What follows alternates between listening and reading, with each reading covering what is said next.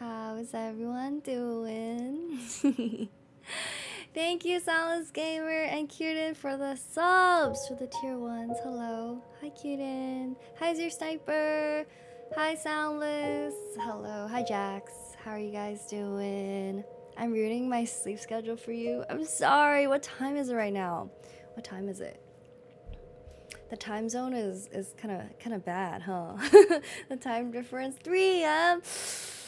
Oh boy. Well, I have earlier streams tomorrow and the day after. I'm sorry. Hi, Rose Warrior. Thank you for reading me stretch. And hydrate. I need to hydrate. I've been like coughing a little bit today. I'm really hoping that it's not like a convention flu bug. I really hope it's not, and I hope it's just dry or something. Hi, Fibu. How are you guys doing? How you guys doing? Concrud. I know, I really hope not. But how have you guys been? I just got back on Monday night, like midnight, like really, really late. So I came home and then I showered and then I went to sleep. And then I slept like until like noon the next day. Yeah, needed to get some rest. Okaeri, tadaima. I'm back. Wowzers, it's a cool umi. It is me. I'm not Jun. Hello, how you doing? Hello, hello. Yeah, oh my god, it was really fun. I know I said I was really nervous before I went, so I'm really excited to talk about it. But I guess I'll wait a little bit. Okay. Should I pick a different background or playlist? Is this too chill? Is this too chill? Actually, the chill vibes is good. Ui's like the sweetest. Ah! Oh my god. I was so nervous meeting everyone, so I'm really happy that I got a chance to meet a bunch of people. Minecraft background reminds me of one of those videos where someone is talking about a serious topic. Does it look like I'm like in heaven? It looks like I'm about to die. Okay, maybe we move. Dude, it's just... There were animals at the beginning, but there's no more animals. The animals were there in the beginning and then they left and then they never came back. Welp. I lucked out so hard. I was so happy that I got to meet you. I was so happy that like so many people came up to me and said hi, and I was like, oh my god, I'm just an umi. And I mostly hung out with a lot of other VTubers, which is really nice. I feel like sometimes I'm really awkward online, and I'm so scared that like people will think that I'm like clout chasing or something, because that just feels like icky, you know? Like I don't want to come off as somebody who just wants to be friends because of ulterior motives, but it's kind of hard like to not come off like that, I think, online, because even if you DM somebody, I'm like, on what grounds, right? So then it was a lot more comfortable for me to meet people in person, I think. Yeah, and like just you know, talking to a lot of VTuber fans as well. I got to meet a lot of well, I hung out with Maya and met Maya a lot, and I got to meet a lot of flower friends and Ichidachis, and they were all really sweet. Yeah, people getting to meet Umi, but I couldn't. I will be at, I think, one more con before the year ends. I think I will be at Anime NYC. But yeah, I was really surprised, I think, at how it went. I think just like... Okay, wait, I'm gonna change the music because the vibe is too chill. It's a little too chill. Hold on, let me see.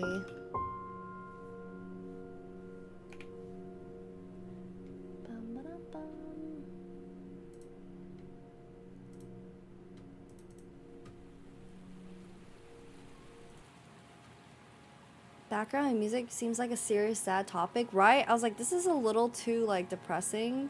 guys, I have bad news, right? Like, it looks like I'm dying. So I need to change up the music a little bit so it sounds more normal. Also, like, I don't know about you guys, but music really affects my mood and how I, like, talk or carry myself. So I feel like sometimes when the ambiance is very, like, chill, I feel like I also tend to speak in a very, like, chill manner.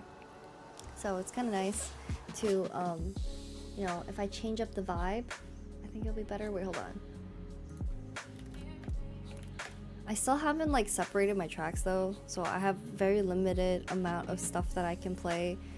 Usually I would just play my playlist, but I don't think I can do that without getting zapped. So we're gonna do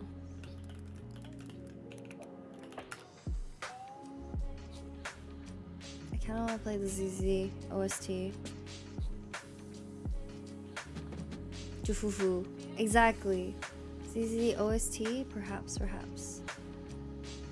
Sounds like royalty-free music. Okay, this is technically the League music, okay? This is the League album that they came out with, that they allow like streamers and stuff to use, which is nice, but it is kind of lo-fi and chill, so maybe I'll change it. Hold on. Hello! Gershash. How do I say your name? Did I completely butcher it? Hello, nice to see you after offkai. Oh my god! People who have seen me. This is making me nervous. Gershok. Oh, I see. Gershok X. Gershok. Wait, let me. I don't want this song.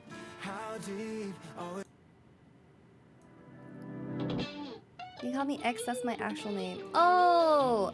I remember seeing your name tag. Gershok is just my band. Oh, I see. Wait, what do you play in your band? That's cool. Okay, see, this music sounds like I'm not dying, right, guys? I feel like the chill background combo with the chill music, it's a little too sad. I'm lead guitar and lead vox. What is vox?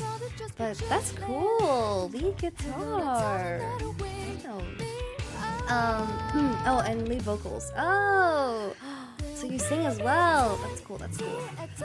Damn, I think my one regret for offkai is I kind of wish that I got a chance to go to more concerts.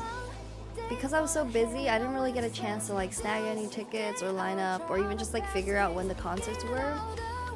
I did get tickets for the Love Live concert, but I was so tired. I was so tired that just ended up not.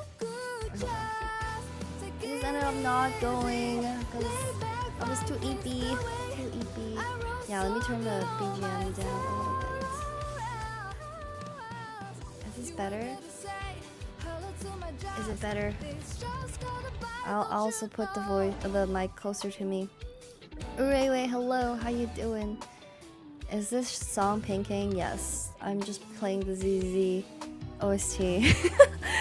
Dude, the Hoyo tracks are such a good, like, royalty-free set of music to just play, because you can play it on stream, but also there's quite a lot of it, which is nice.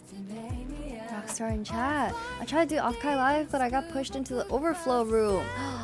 Damn. See, yeah, there were also like a bunch of meet and greets that were going on. A bunch of people, kind of just around, and they were doing like mini like meetups, mini like small concerts or lives. Like people would go live on laptops and stuff, and I'm just like, there's so much going on. I kind of wish that I knew more about what was going on, but it was kind of just at a booth. But I think that was a really good offkai experience for me.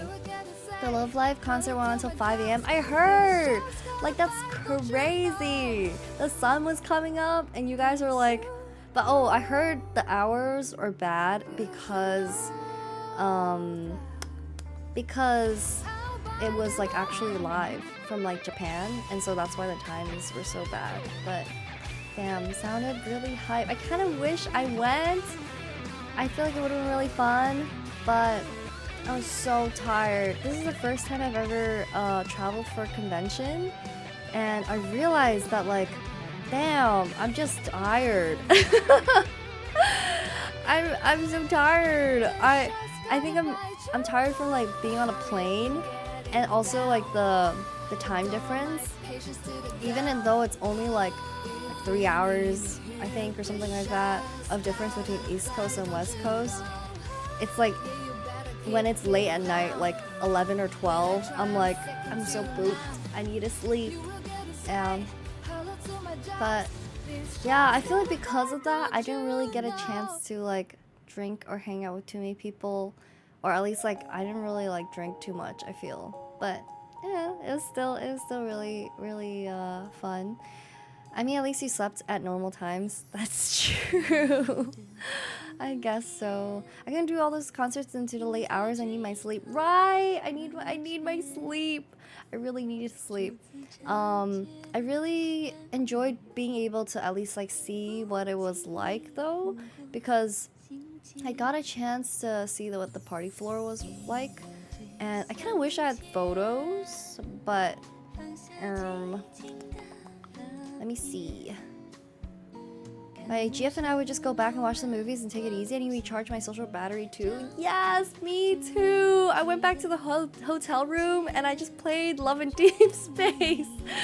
I played Love and Deep Space and Tears of Themis, and then I watched some Netflix, and I just needed to socially recharge. Like, as much as I love like seeing how excited everyone was to just like meet people and everything, I was like, damn, there's so much socializing. I feel like there are definitely two types of people. There are people who don't socialize a lot, but really want to, either because like they don't know too many people and this is like them meeting their friends for the first time, like online friends and stuff, or they just live far away and they like live in very suburban areas or whatever. Like, I heard a lot of stories about people coming all the way and they're like, we're meeting a lot of people for the first time, so they're like, yes, we have to party, we have to see everyone, hang out. I feel like there are people who are really excited to do that. Like, they introverted lifestyle but extroverted at heart. But I'm the opposite. I am extroverted lifestyle, unfortunately, but I'm introverted at heart. So every time I go out to these events, I'm like, oh my god, these people have so much energy.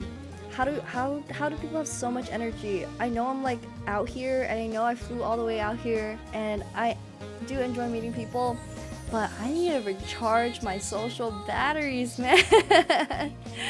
I need to recharge.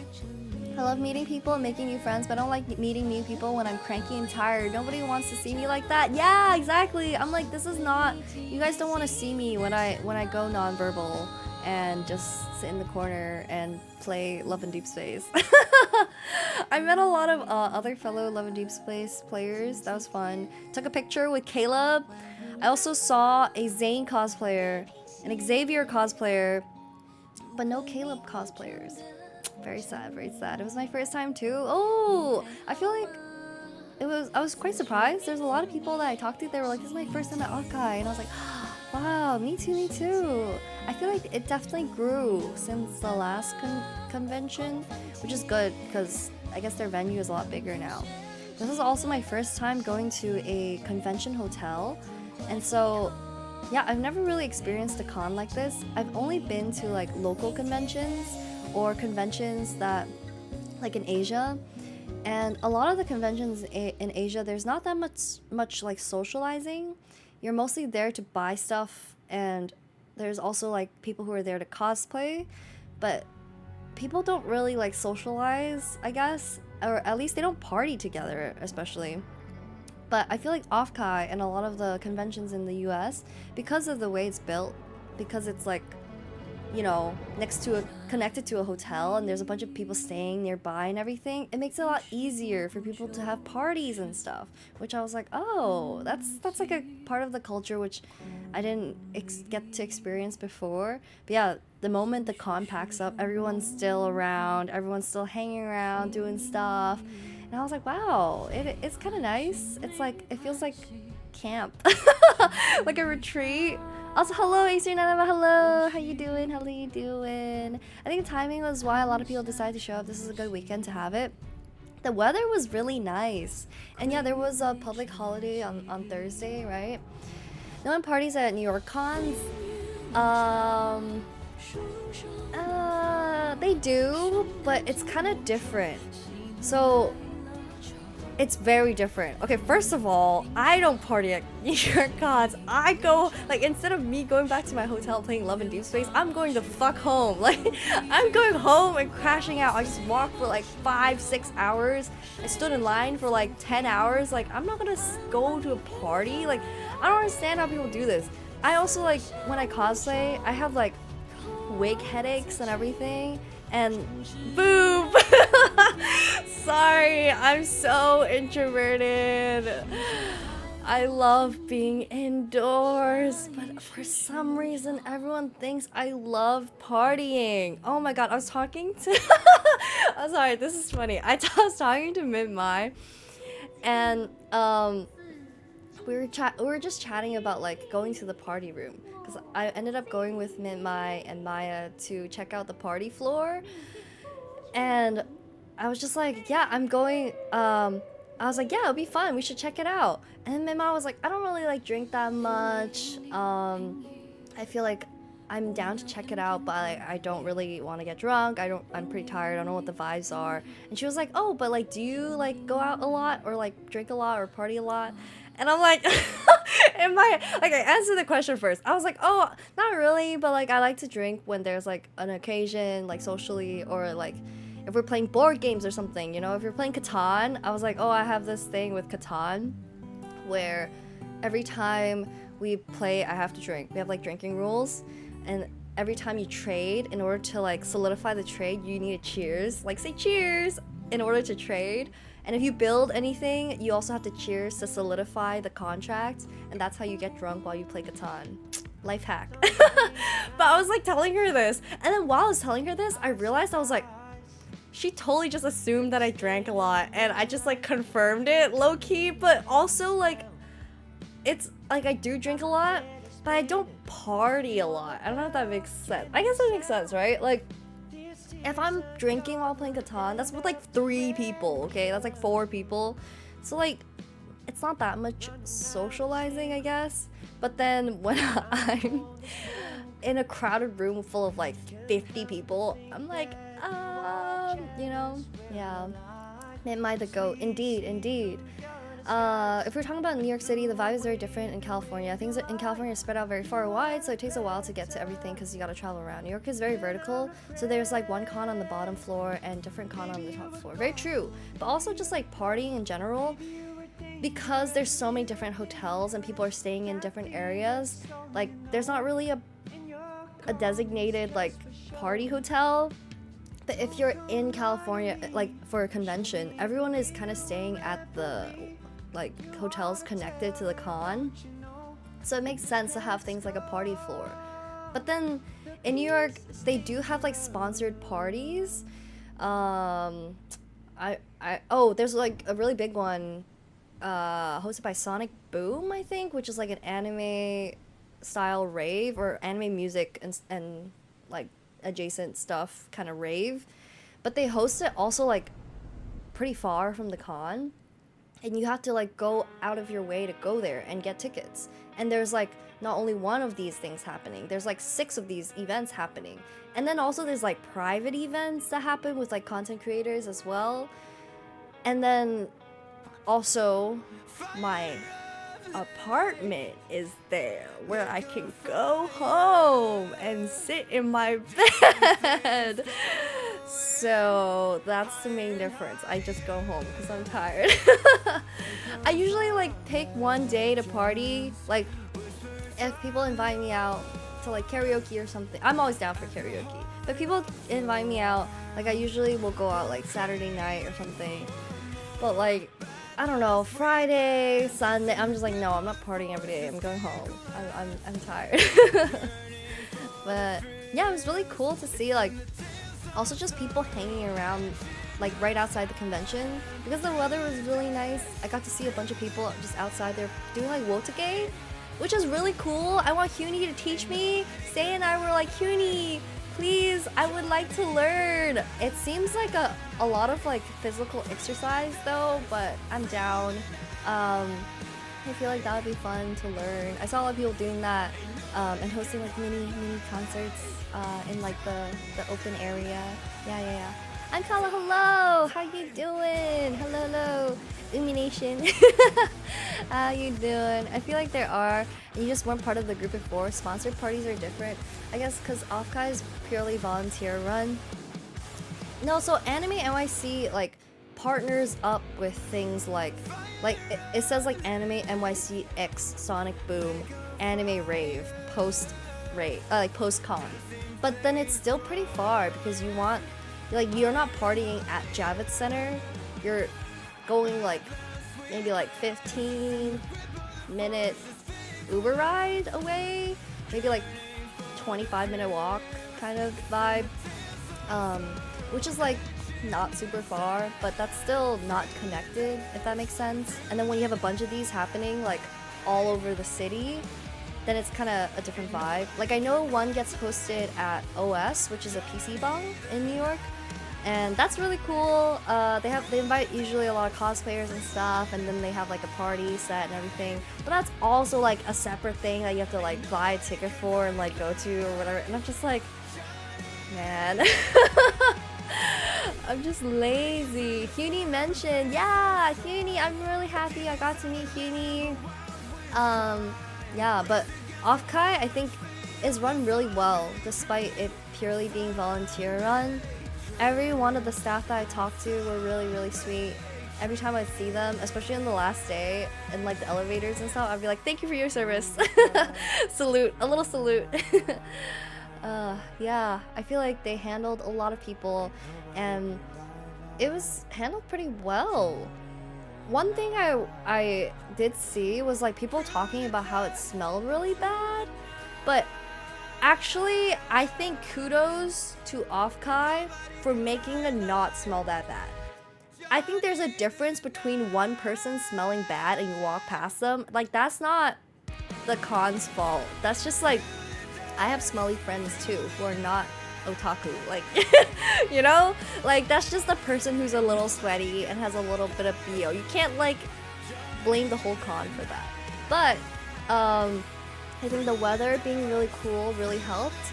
I think the way that they spaced everything out also really helped. They gave a lot of space for the artists, for walking between like the different rows and stuff. Yeah, offkai was far from the smelliest con she's ever been to. Oh my god, even comparing to like Anime NYC, which honestly like it's already not that smelly because I've heard AX was like even worse. It's just the weather is so much like hotter, so everyone's sweaty getting into the convention, and so it's just gonna be smellier, you know? But offkai I think was not bad at all, and I think people were like memeing it, so people were extra careful. But also like the hotels were right there, people went and showered, it was not that crazy. Bernice!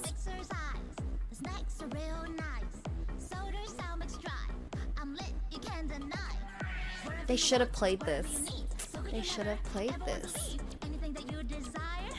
Set it on fire. Umi, I'm an introvert, talks to everyone. Have a good lurk, Azernanaba. I tried to put myself out of my comfort zone, you know? I just really needed to recharge at the end of the night. For her, it was a furry con where no one would bathe and no one washed their fursuits in the middle of the hottest day in July in Houston, Texas, the most humid city in the country. That's crazy! Dude, I'm sure that smells rank. Like, no hate on furries, but just in general, if you're wearing a giant ass suit that has fur on it and it's hot, there's no way you're not sweating, and there's no way you don't smell. Like, it doesn't matter if you're furry or not. Put anyone in a suit like that in like a hot day, you're gonna like be moldy. Yeah, you're gonna be moldy. Yeah. Also, I think my highlight was I had two highlights. I think it was meeting Issa, because I've been a fan of Issa for so long. And it was really cool to see her in person, and she was like, oh my god, Umi, I've been trying to find you. And I was like, Isa Korva, yes, I love Isa. We got to meet. I'm so happy. Yeah, I took a picture of our badges together, and I gave her some Peipago, which is like the herbal honey thing. And I was like, oh, like I hope your concert went well. Here's a little thing for your throat. But also, I kind of wish that I talked to her more. But there were other people around her who were like kind of talking to her. And I was really nervous, and I didn't know if she was like trying to get somewhere else. And so I kind of was just like, I'm a huge fan. Here's something for your throat. Here's my ribbon and stuff. I really like your stuff. And then I got some stickers and then I left. But I kind of wish that I talked to her more. Like asked her, I guess, like how the con went or how her concert went and everything. Yeah. No hate on furries. This goes for everybody. Wash your stank. Exactly. Wash your stank. Dude, cosplayers too. Some of them stink. Stinky, stinky. You gotta wash your wigs, guys. Or also just like look at the weather, you know? I do think the weather being pretty chilly definitely helped. And also like there was a lot of ventilation, a lot of areas where people could go outside to like the balcony or just like to, I guess, the lawn area, atrium, whatever area. You can just smell when someone doesn't use deodorant. It's very true. Yeah, you're like, ugh. But also like I know people who use deo and they still smell. So partially, I'm just like, I don't blame people. Perhaps they're just heavy on deo. But like, I didn't have too many bad encounters. I also like didn't have any like weird or creepy people, which I hate that I have to like talk about that. But like, at every anime convention I've ever been to, actually, I've had some rando weird experience. Also, hello Void Issue, hello. Also, replace your Dio, don't use the same one for 4 years. Oh, true. Replace your Dio. Roxy, hello. How you doing? Thank you for the resub. It's been 17 months. Yeah, we were just talking about how offkai went. It was really fun. I met so many people. But also, I'm really glad that I got to hang out with a lot of artists as well.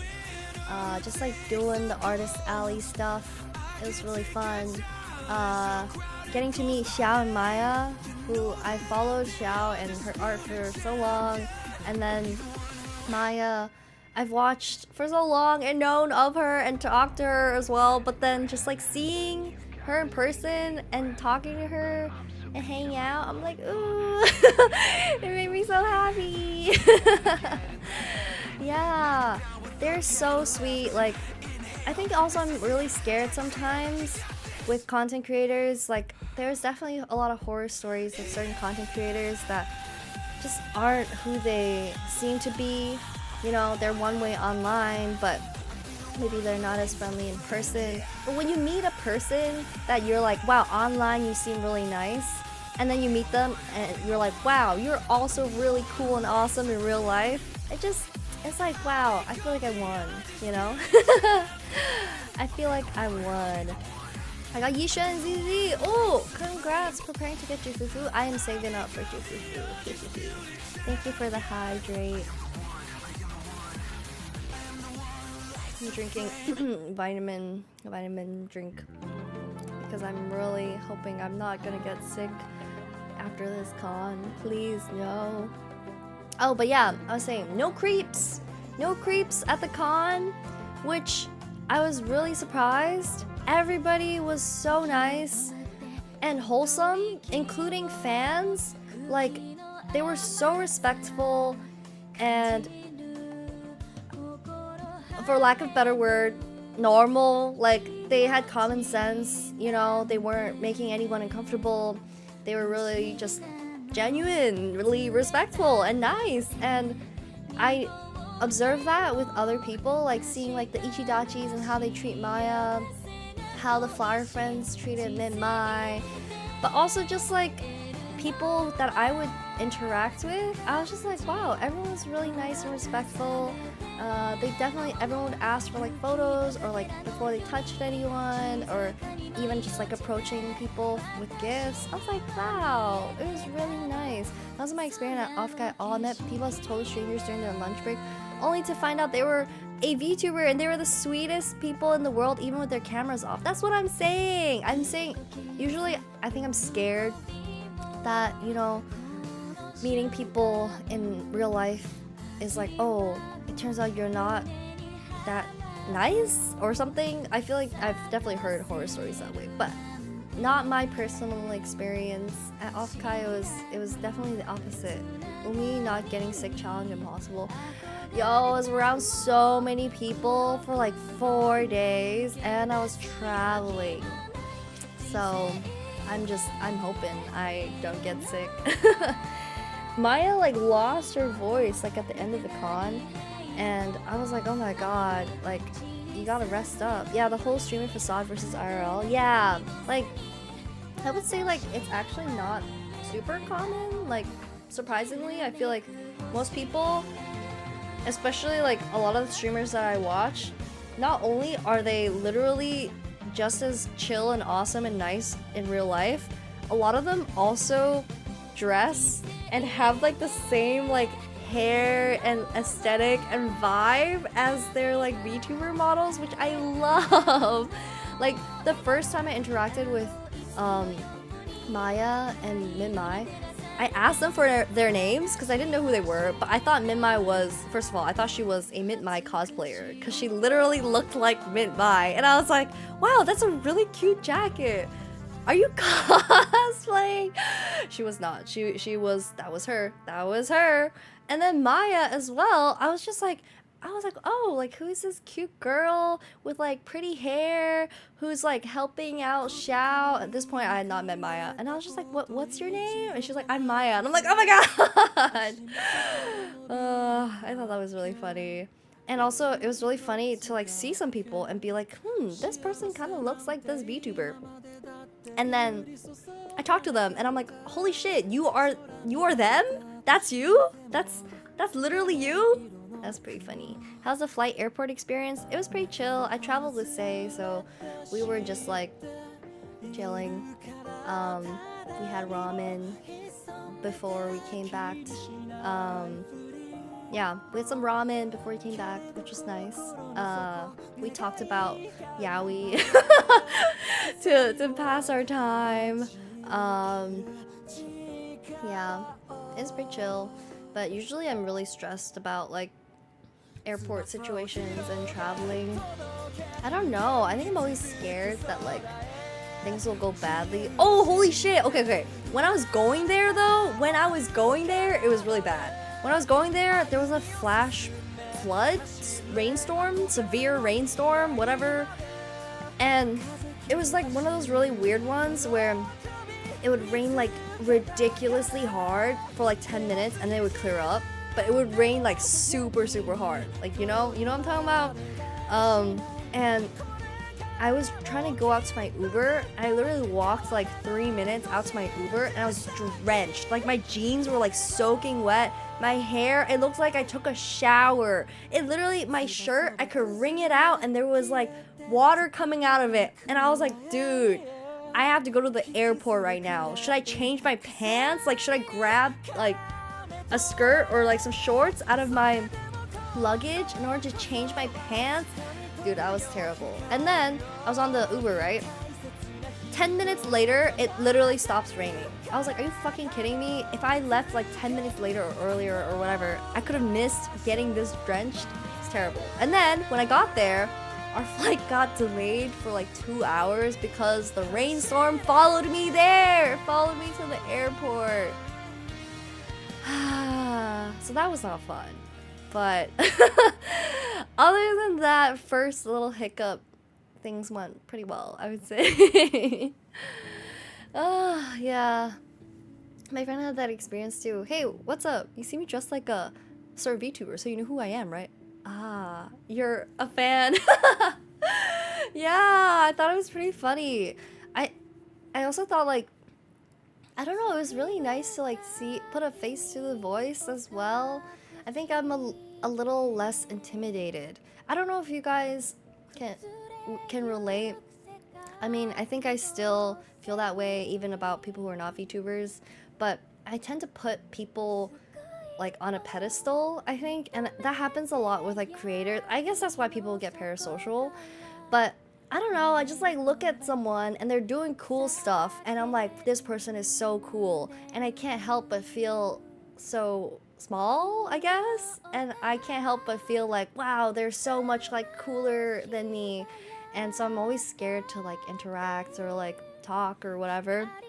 But then meeting them in real life, just like being able to sense their presence and like see them, I think changed things for me. And it's just like, wow, they really, not in a bad way, in the bestest of way. It's just like seeing someone and being like, they're just a dude, but in an awesome way. Like, I'm also just a dude. That means I can be your friend. Like, that's kind of what I ended up coming out of the con feeling, you know? Yeah. Imposter syndrome really does go crazy. Social anxiety goes crazy.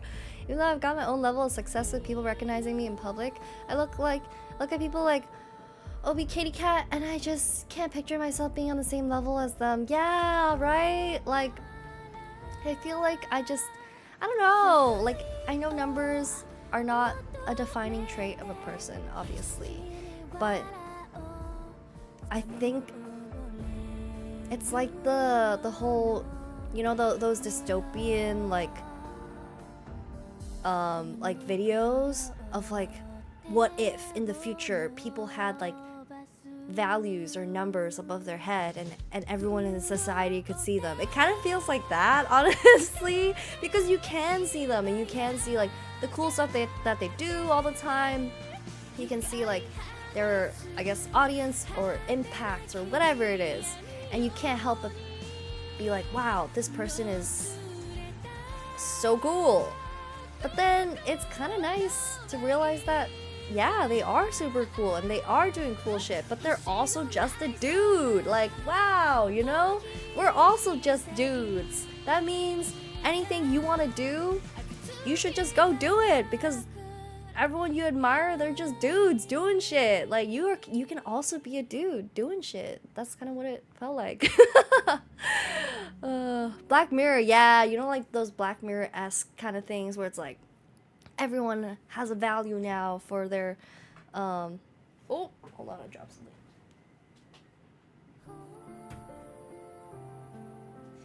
Yeah, like everyone has like a value to their soul or whatever, but that's not true and can't be closer to the truth. So yeah, all your favorite creators are people too. Yeah. Wow. I also like, low-key, I feel like I have trouble making friends with girls because I'm scared of beautiful women. I actually am, but also I described this before. I used to hang out with a lot of dudes, like just like growing up, like as a kid, and it's because I used to be a huge tomboy, not in like a pick me way, but just like I liked a lot of like kid guyish stuff. Like I loved like Ben 10, and I loved like sci-fi and aliens and horror and anime and games and like comic books and like that kind of stuff. And so like when I was a kid, I feel like I hung out with a lot of guys, and so low-key,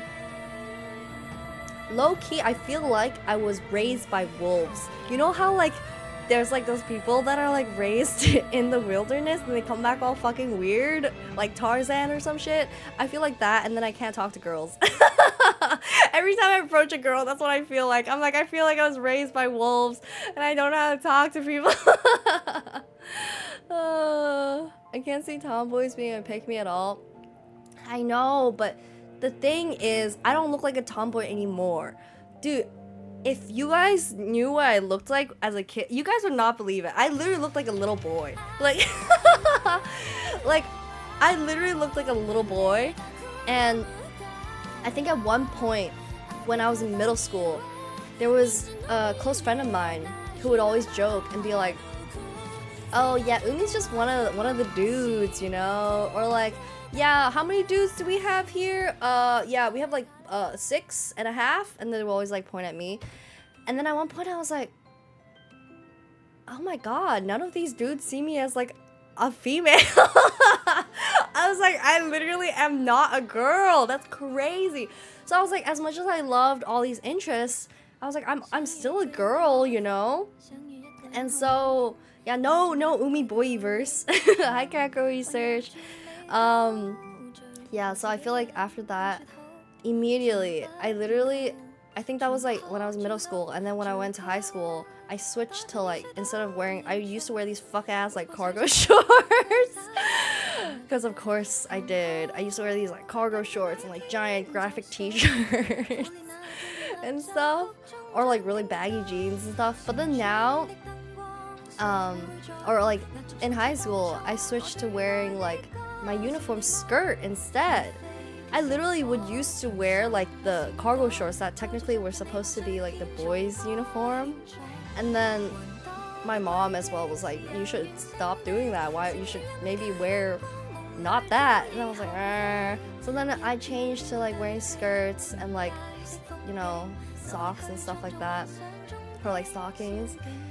And then I was like, oh, I guess now I look more like a girl. Yeah, I don't know. I still want to be seen as a girl, you know? So, yeah, ended up looking extra girly, I think. And I still look very extra girly. So I think a lot of people look at me and they make a lot of assumptions. And I feel like that still happens a lot. People think I'm some crazy party girl. They think I'm some like, I don't know, some whatever ABG e-girl, whatever combo. And I'm like, I just want to go to my room, my hotel room, and play Love and Deep Space. The feminine urge to be feminine, real. I just wanna be cute, you know? I just wanna be cute. Is that too much to ask for? I wanna be acknowledged as cute. My childhood guy friend turns out to be a girl? Oh, that's true. That's very true. I think actually I'm gonna tell you guys a story. I really hope he's not in here. Probably not. So I went on a trip. Not recently, maybe a couple years ago, with like a bunch of friends. And one of my guy friends, like from like a long time ago, was there as well. They're all most of my like childhood friends. And we were at a hotel, and a bunch of us like were at the pool area, and it was fucking freezing, first of all. So we were kind of just like chilling a little bit, and then we left. But I was talking about my swimsuit. I was like, oh, one of my friends designed this swimsuit, which is true. I was like, she gave it to me because they were doing like some sample stuff, and she was like, you could just take this one. I was like, oh, okay, new swimsuit. So I was like, yeah, my friend like made this swimsuit. And literally I saw him look over and was like, oh yeah. And then immediately I think he kind of like realized that I was a girl. You could like see it in his eyes. He looked over like, oh yeah. And then you could see the realization of, oh. And then he goes, he just looks away. He just goes, yeah. And he goes, yeah, looks cool, I guess. But like completely turns around, and I'm like, brother. Wait, you're a girl? Yeah, gender reveal at offkai. But yeah, I don't know. Sometimes I kind of miss it. There are days where I feel like I get tired of being girly, and then I put my like hair up in a hat or something, wear very more androgynous clothing, and it feels kind of nice as well, ruining the immersion. You guys didn't know I was a girl this whole time. Were you guys supporting me thinking I was a 40-year-old man with a voice changer? You are a girl? I'm not watching you anymore. I thought you were a cute guy.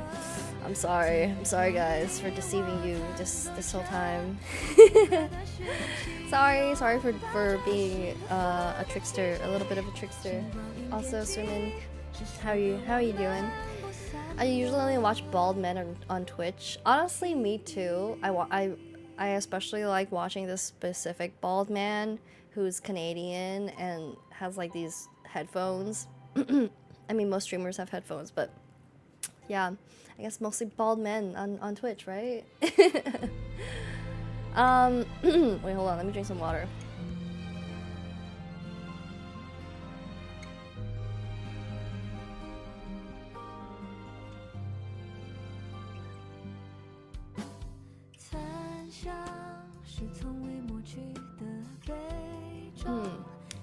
Need to stay hydrated.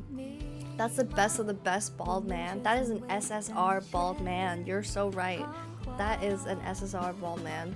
It's great seeing you too, Giga. Oh my god. Oh, everybody who said hi made me so happy. It was really nice to like say hi, meet all of you guys.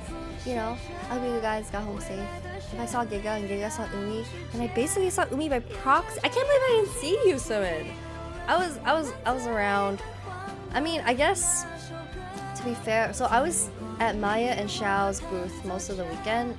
On the first day, I was helping out Say and Q, but honestly, they were kind of chilling. So then I ended up going to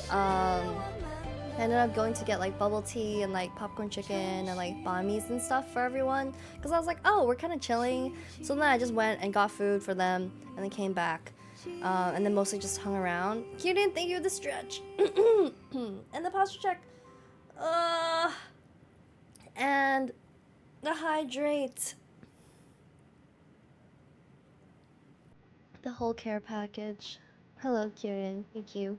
I was stuck at panels most of the time. I didn't make it to Artist Alley. Damn, I kind of had the opposite experience. I kind of wish I got a chance to go to more panels, or got a chance to go to like more concerts or like meet and greets and stuff.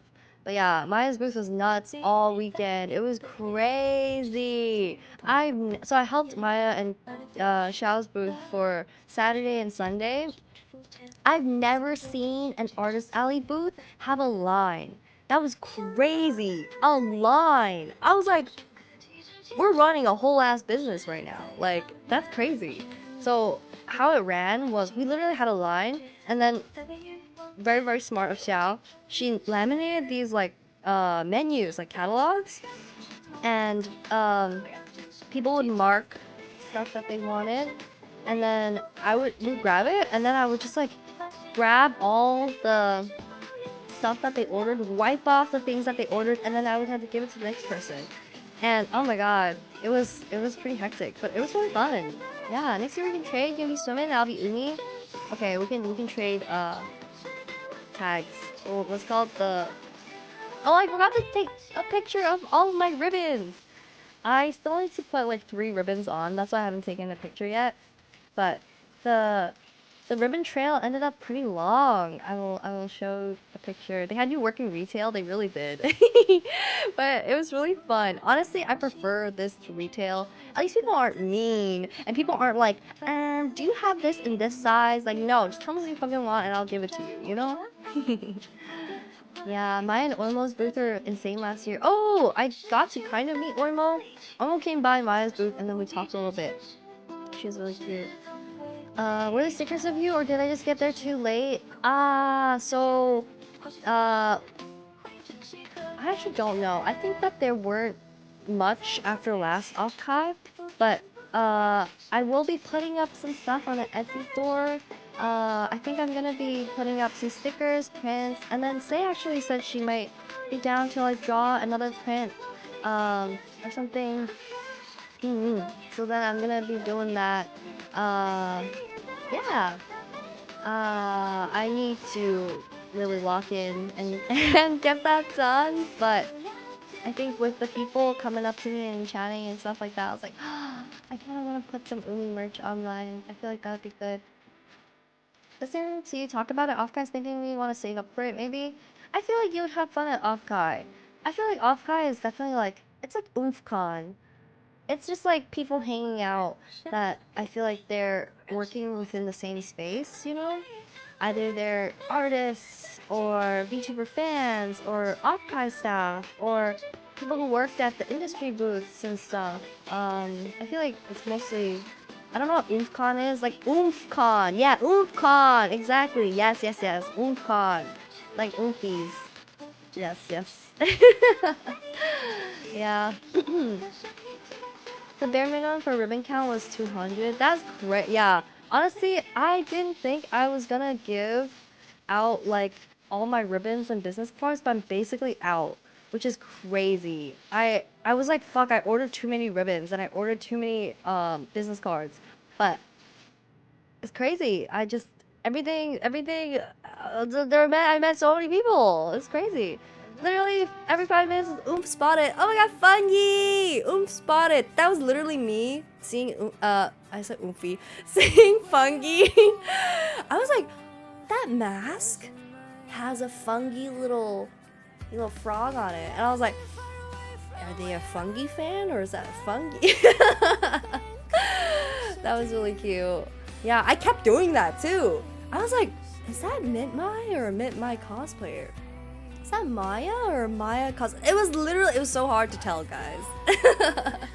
You're one of the first people I met. It made me so happy you recognized me. Oh, I'm so happy. I hope that made you a little bit more confident that other people were gonna recognize you too. It was like oomph every 5 minutes. I hope you had a good rest of the con too. I'm glad the mask worked out. Honestly, that was a very smart idea. Like having a mask, but having the mask kind of like still show your identity. That was very smart. I kept doing a double take at the Mint My cosplayer. Actually, though, actually, Mint My just look like that. Their closets are dozens of the same fit. I know. I'm like, dude, you guys are so on brand. I kind of love it. Like, your vibe is the same. But it was really cute that like I had some people, even though I wasn't cosplaying or dressed similarly. Perhaps it was the midriff, you know? But I also had some people tell me that they were like, oh, I feel like the vibe is the same. And I'm like, that's because Say knew what she was doing. I love that there was a Midnight cosplay on Friday. Yeah, and then Midnight cosplayed themselves on Saturday.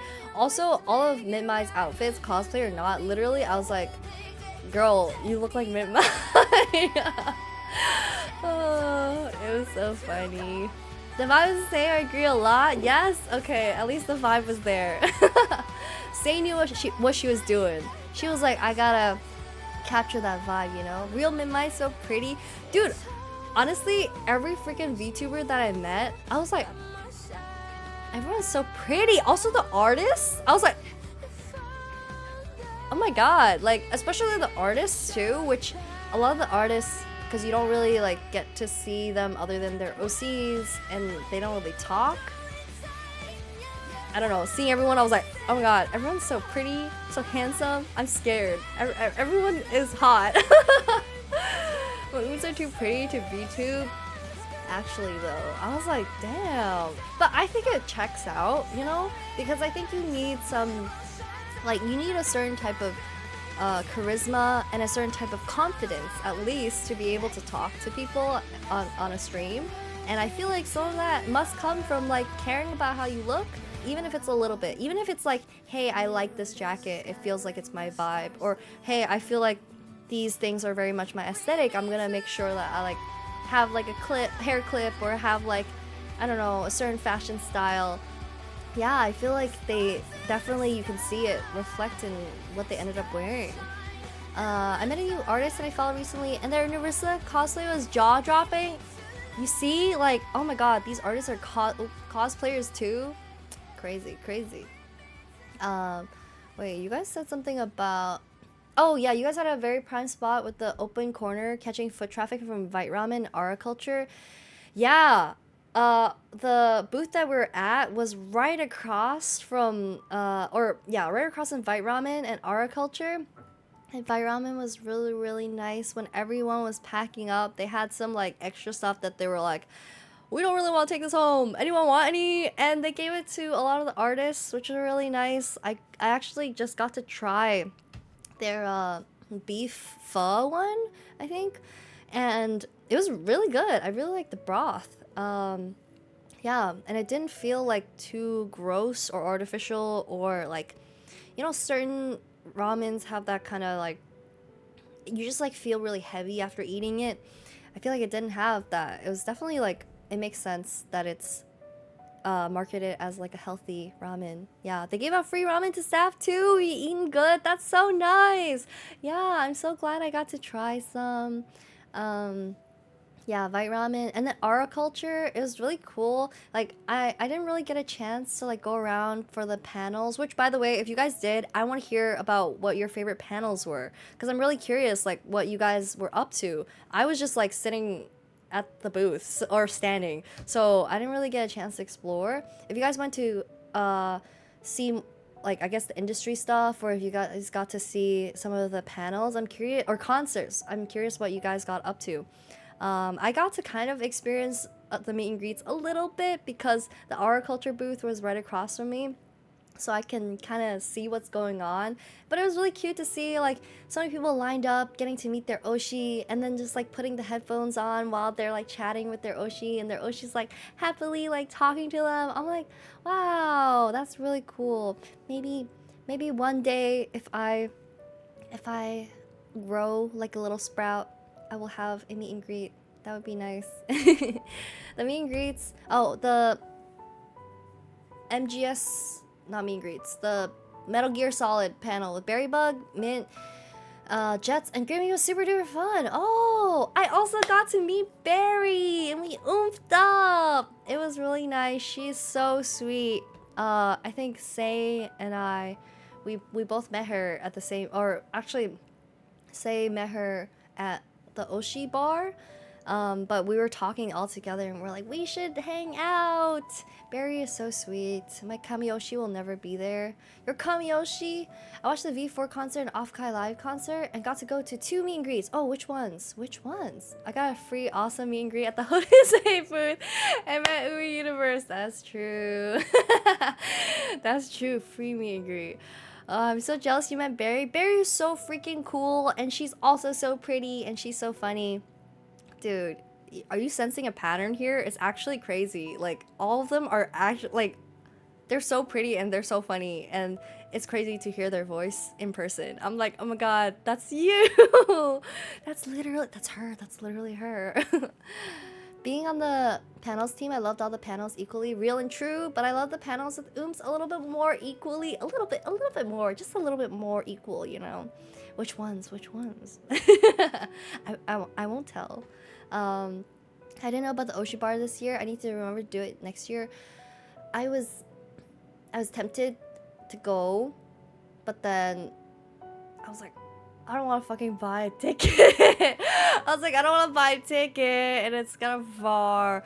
So actually, while Say went to the Oshi bar, Maya, Mint Maya, and I, we ended up getting some drinks on the 4th floor. Went to the bird room, which was really cool. I've never seen anyone move like all the hotel beds out of the way for all the rooms. It was crazy. I was like, what the hell? But they had like a DJ set in the room, which was really cool. They had a guy named Zal, I think. I have his business card. Yeah, Zal. Who made some Zal Music YouTube. I'm gonna write this here. That's his Twitter, if you guys want to check it out. But yeah, Issa performed at the Oshi Bar event. Yeah. But yeah, that guy was a bartender, Zal, and he made really good drinks. We had like some Calpico, Yuzu, something. It was really yummy. And yeah, I think I had 2 drinks, and then we like chilled for a bit. And then we went to the green room to try Maya's drink, and then I got Clover their drink as well, because Clover, apparently they tried to get into the green room, but it was capped because there's so many people, and she couldn't even get in. I was like, what? That's crazy. You couldn't even get to try your own drink? It's not, that's crazy, you know? That's crazy. But Clover is green, literally. Yeah.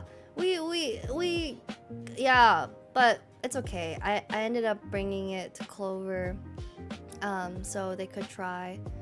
Oh, all right. Good night, Jax. Good night. Not letting the green girl into the green room, wild. I know. And like while I was with Maya still, we waited for like 45 minutes. But to be fair, it's really just like one dude who's doing it, and he's like making like 500 drinks. So it's like, wow, you know, like it is a lot of work.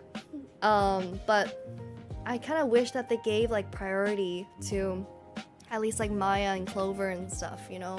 I feel like if you're gonna use their face, they should at least be able to try their drink. Yeah. Yeah,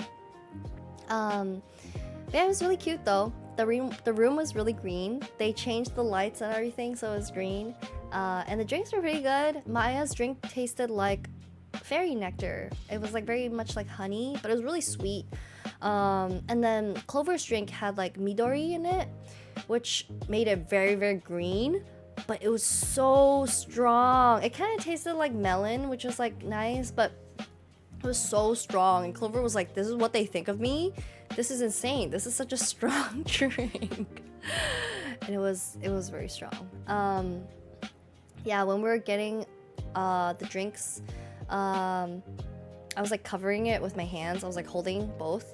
And Maya immediately was like, give me that.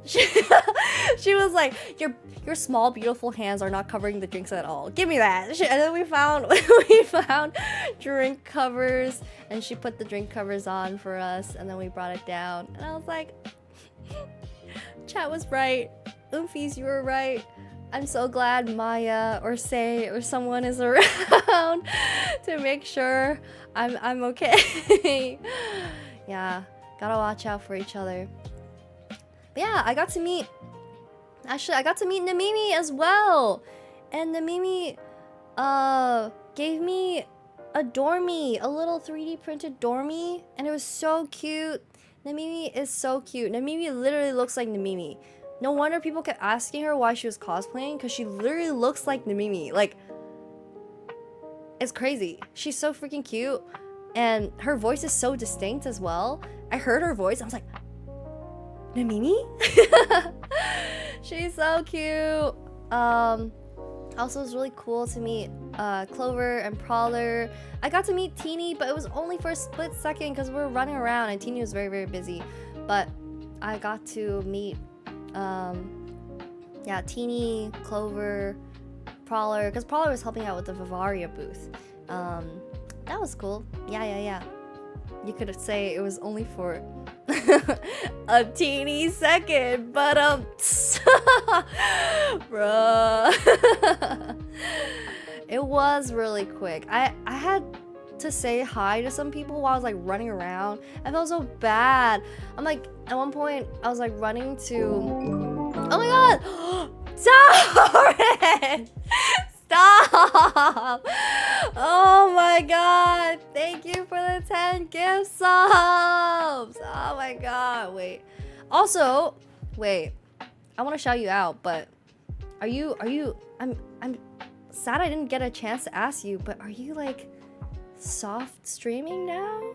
Are you maybe back and doing some stuff, or not really? If not, I will not shout out and impose. But thank you for the gift subs. It was so nice to meet you over the weekend. Jaorin was cosplaying as Jaorin, and it was really cool to see. Also, Jaorin was also cosplaying as a maid. Sorry to out you like this, but at one point a bunch of people were dressed up as maids, a lot of the artists as well, and I was talking to Q. I was like, oh my god, I didn't get the memo. We're not in uniform. we're not in uniform, you know? Everyone's matching, doing the little maid stuff. Still not sure if it counts as a cosplay, if the costume is literally yourself. Actually, at one point I did say it felt like I was working at a maid cafe, because immediately I'd be like, how can I help you? Like, to whoever was in line, and then I would take their freaking order, you know? I would take their order, and then I would get their stuff, and I'd be like, enjoy. And I was telling, like, Say and Maya, I was like, I feel like I'm working at a maid cafe. Maybe I should. This is my calling, you know? This is my calling now, I guess. It's good to meet you again. Now it's time for me to watch you. Oh my god, nervous. I hope you had a good time at the rest of the con. Oh, how was the Love Live concert since I didn't get a chance to go? Did you end up staying until like 5 a.m.?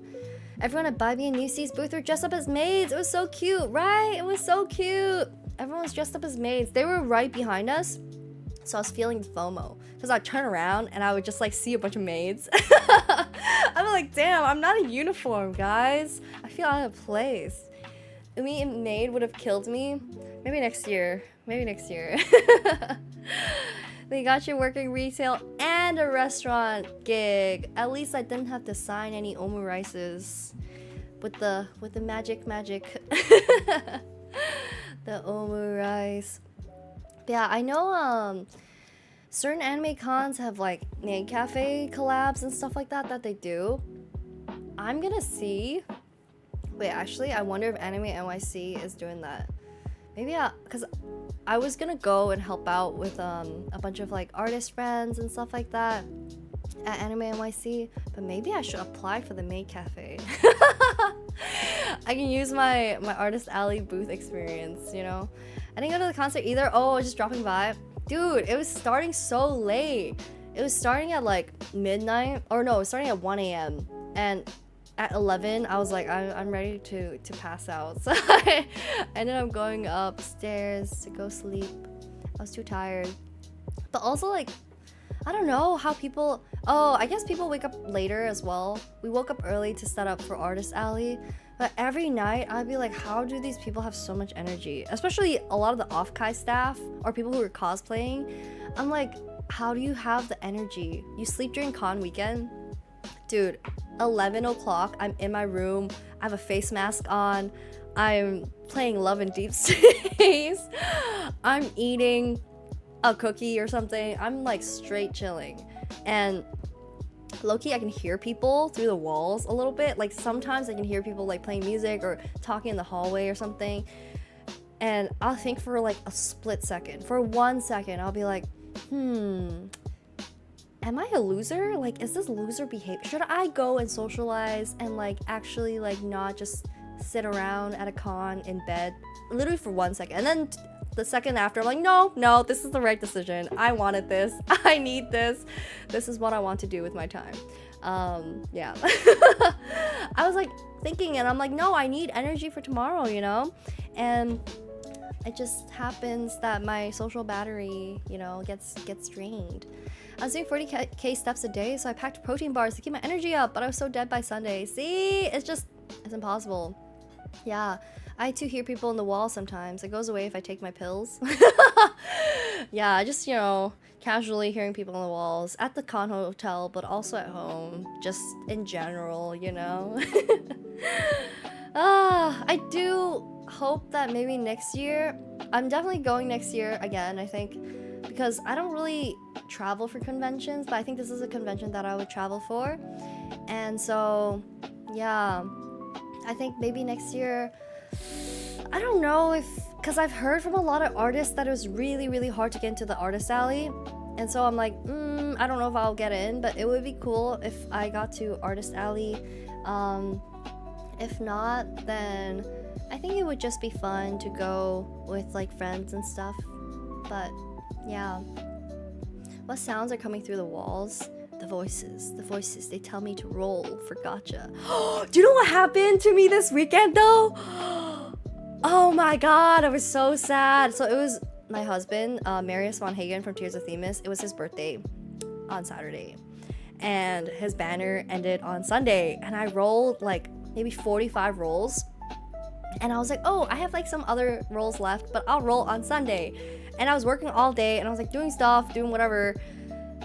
And then I was like, oh, I still have time. It's fine. The banner ends at midnight. I forgot about the California time difference. So then when I logged on, the banner was over. It was gone. It was gone. I'm so sad. It's okay. I guess I'll get the rerun next year. my husband, I guess rerun banner next year. But yeah, Pixel Charms. I want to be a vendor so bad. Offkai, please. Yeah, I'm honestly, low-key, that's kind of what I was talking about. I was really surprised you didn't get in, Fungi. I feel like if you didn't get in, I would not get in. That's why I was like, I don't know. Should I apply to offkai? I'm kind of scared. I'm gonna get rejected.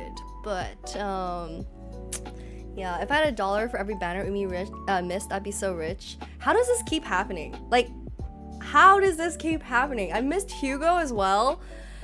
I'm so sad. I'm so freaking sad. You know what? I'm rich for every banner that I miss because at least I'm not spending money. I was so close to spending money on Tears of Themis. Again, actually I did spend like $5 I think on like the monthly pack, but you and I know that monthly packs don't count as spending in gacha games, right guys? Right? That doesn't count. In fairness, I don't sell physical merch yet. Highlight yet. Teeny was the one who submitted as the main tabler. Oh, I see. But yet, I feel like that'd be really cool. I want to see like, yeah, like pixel like phone chimes or something. That'd be really cool. You should. I don't know if they do lottery or something different. I need to investigate. We'll see. And also like, we'll see who's tabling. Maybe I can table a Xiao or something. Because I know Maya is like, offkai needs to invite me as a guest. Because it's crazy. It is crazy. Her freaking line is so insane, you know? Like, how can she be bringing this many people, this many Ichidachis to the con, and she's not a guest, you know? She has a freaking, like, giant line of people that needed like line management, you know? I feel like she should be a guest. Yeah, right? She literally has the most popular booth, and like a lot of these people, they just wanted to meet her, you know, and see her. Maya's one of the OGs. Exactly. Maya should be a guest 100%. I think we did end up talking to some offkai staff about it at the end, and they were very reciprocative of the feedback, and that was really nice. So yeah, receptive, yes, I can't English. But yeah, so hopefully next year, because you don't put it on your ADHD calendar.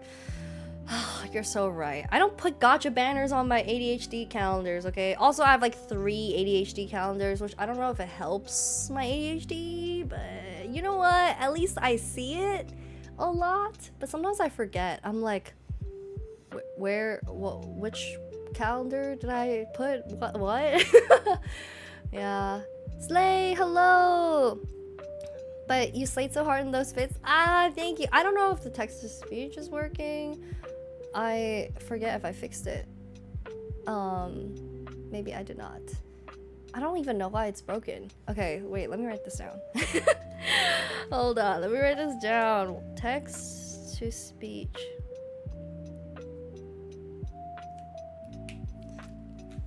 The best thing you can do for a fan is to hit up offkai on their website and let them know who you want to see. I want to see a green fairy thing. Yes. This goes for any con. I do realize that a lot of conventions are a lot more open to like emailing and communicating than I thought. Because I don't know, I also thought like they're so intimidating, but a lot of times if you email, they're pretty receptive, which is good. Yeah. But thank you. I'm glad you guys enjoyed seeing my fits. I actually planned it out for offkai. I was like, which ones should I wear? I had another fit that I thought would be really cute, but it was kind of chilly. It was kind of cold, so ended up, and also I was pretty tired, so I ended up wearing jeans for the last day. Have a lovely rest of your recap stream. Yes, it was so nice to meet you. Meeting you again. It was genuinely made me so happy to recognize, and you're the first. That's such an honor. I'm so glad I was the first one. I get my little badge of honor for being the first Fungi recognizer. Have a good rest of your night, Fungi. Thanks for stopping by. What the fung? What the fung? Have you thought about hiring / having a PA? What's a PA? Oh, private assistant? No, I've never thought of that because I don't know.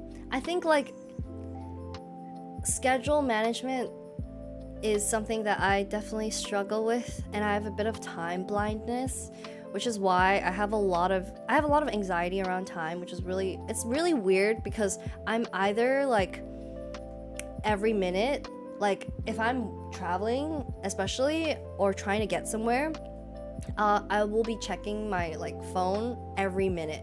I'll be like, okay, it's 10:08, okay, 10:09, 10:10, I'm getting there at 10:20, okay, 10:11, 10:12. I literally will have to check like every minute. But then when it's out of sight, out of mind, or if I'm like locked in and doing something else, I'm really focused and like tunnel visioning, it's a lot harder to navigate. I end up like forgetting to check like hours and hours. But yeah, I don't know how helpful a personal assistant would be though. I feel like I just need to be better with scheduling stuff, I guess. I don't know. I do feel a lot of motivation and inspiration after offkai, so I'm gonna take that and channel it into hopefully being better at stuff like this. But I don't know, I'm scared with like assistants that there's gonna be like too many cooks in the kitchen. I also think that the way that I do a lot of things, it's like organized chaos, you know? Like even if my room is messy, I have a bunch of stuff where I know where everything is. It's kind of like that, where I feel like I would have to change the way that I work in order to be able to work with someone else. So I don't know how helpful that would be. I also do not have money to hire people. But I am really, really motivated, I think, after seeing everyone. So basically you have ADHD. I know. So I'm like, yeah, I don't know how much a personal assistant would help. Even when I have people trying to keep me accountable, I'm like, I don't know if it's helpful or not. I just have ADHD. Yeah. I think some days I get really angry at my ADHD, but I'm trying not to do that now. I think I get very frustrated because I'm like, why is this a thing? And then the other half of me is like, la la la, maybe I don't have ADHD, la la la, maybe it's just something fake that I have been convinced to believe in. Perhaps people do have ADHD, but not me though. I perhaps am just delusional and attention seeking. I don't know. And then I think for a second and I'm like, no, I have ADHD. I'm just frustrated. Hello Scuffed, how you doing? Offkai is very inspiring. I think seeing so many creators like be so passionate about what they do, but also just like how they react to their fans, to their viewers, to their community, to other VTubers, other artists, is really inspiring. I think I am very, very motivated to try to do more and pursue more, especially within the VTuber space. But I also I think meeting a lot of these people and a lot of people that I thought were very professional, it's like it's a bit of a double-edged sword. I think I did have a realization that people are just people, you know, and a lot of people are really professional and really great, but also some of the people that I thought were very, very professional, I think I put up on a pedestal. I'm like, oh my god, this is an unreachable summit that I can never dare to touch. But then seeing that they're just, oh, you guys are just dudes, you guys are just people doing things, you know, it made me realize, wow, I am also a person doing things. I could be doing things, you know. It's kind of like when you have your first job and then you realize, holy shit, everybody in the workforce doesn't really know what they're doing. That's crazy. And as bad as that is, it's kind of inspiring, I guess. It makes me realize that I can do more. Yeah. The exception is me, by the way. Okay, Mr. Panel Runner, person, organizer. Okay, when you're a kid and you think adults know what they're doing. Yeah, I think that's the feeling. Like, I'm not trying to insult the industry or adults or whatever, but it's more like, wow, I really thought that like everybody knew what they're doing at all times and they had some type of secret sauce or recipe that I didn't. And I think seeing these people and seeing their humanity and just seeing like how professional, but also how they make mistakes, how they like, you know, get frustrated and certain things happen and whatever, I'm just like, wow, that's me too. That's me too. And if that's me too, then that means that all the cool, awesome things that I see them do, that can also be me too. You know? I can also do cool, awesome things. That's what I came out of offkai feeling. Yeah. So yeah, it was really inspiring.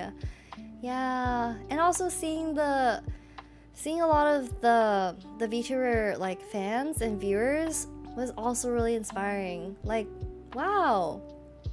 You like, I don't know. It's just like, wow, real people who actually like the things that I do or things that people do, and it's like, wow, these are all real people and you guys are cool people and you guys like the things that I say. That's crazy.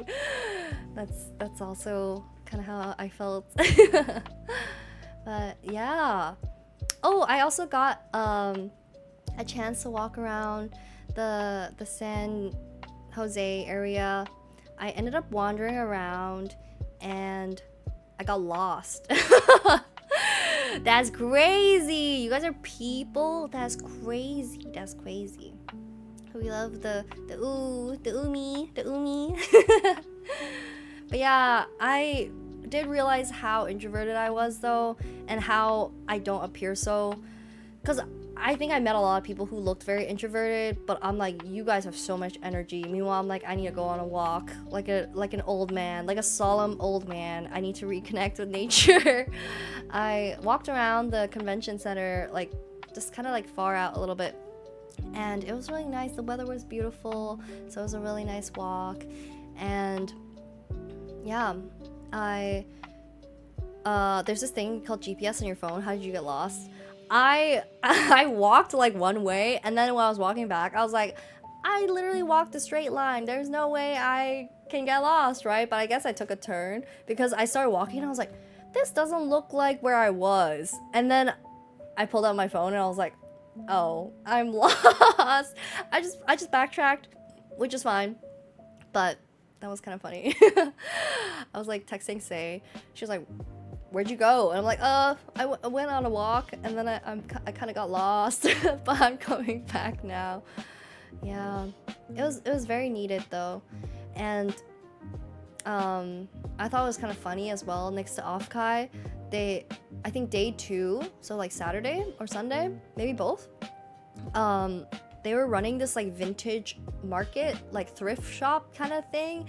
And so I saw a bunch of like very cool dressed people who like were clearly like very artsy, here to thrift, here to buy vintage stuff, maybe Depop resellers, whatever.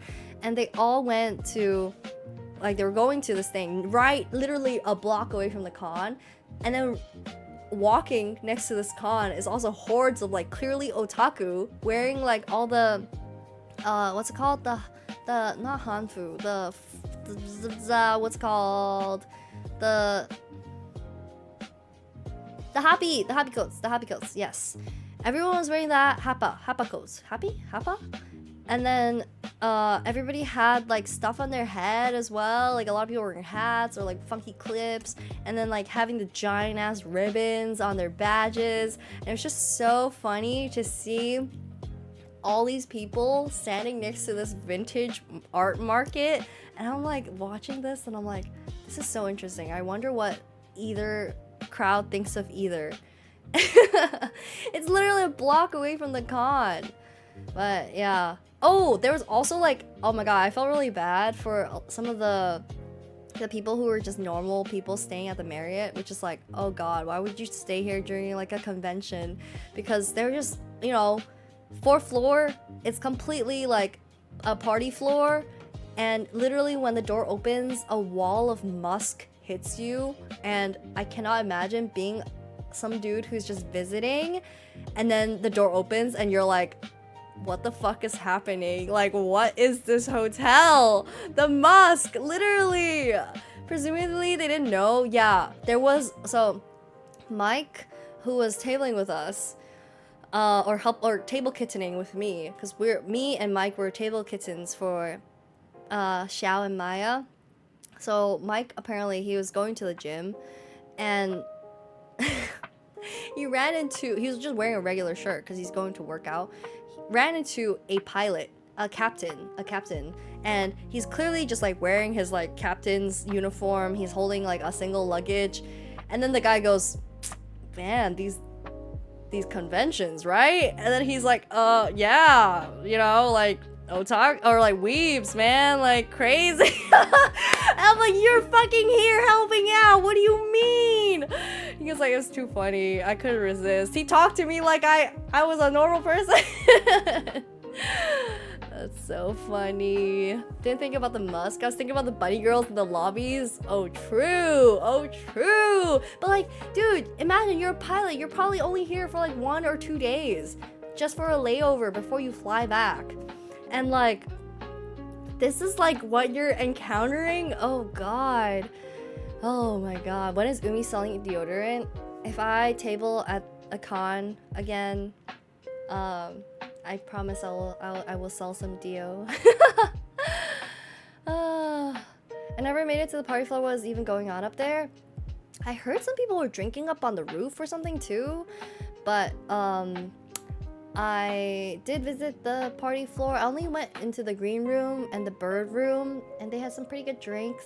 It was just like, I've never seen this happen, by the way. Like, all the hotel hallways, or at least on the 4th floor, all of it was like, what's the word?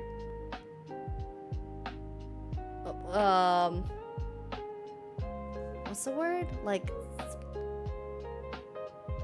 plastic wrapped? Yes, but was saran wrapped, I guess. Yes, saran wrapped. It was completely wrapped up. I was like, I've never seen this. And then all the rooms, they moved all the beds to like the walls and stuff.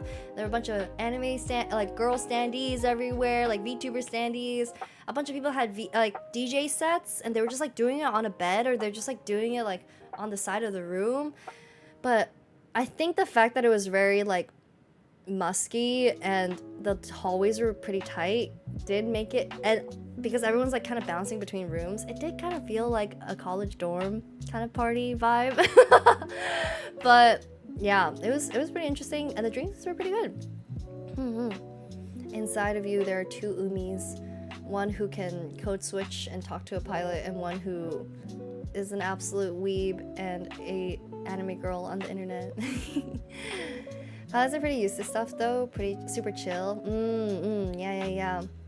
Usually, we drank at the Pilots in the atrium last year at like 3 a.m. That's so funny. Actually, last week, right before the con, I had a pilot friend visit me, and he was only here for 24 hours, which was crazy. I was like, wow, you arrived at 7 a.m.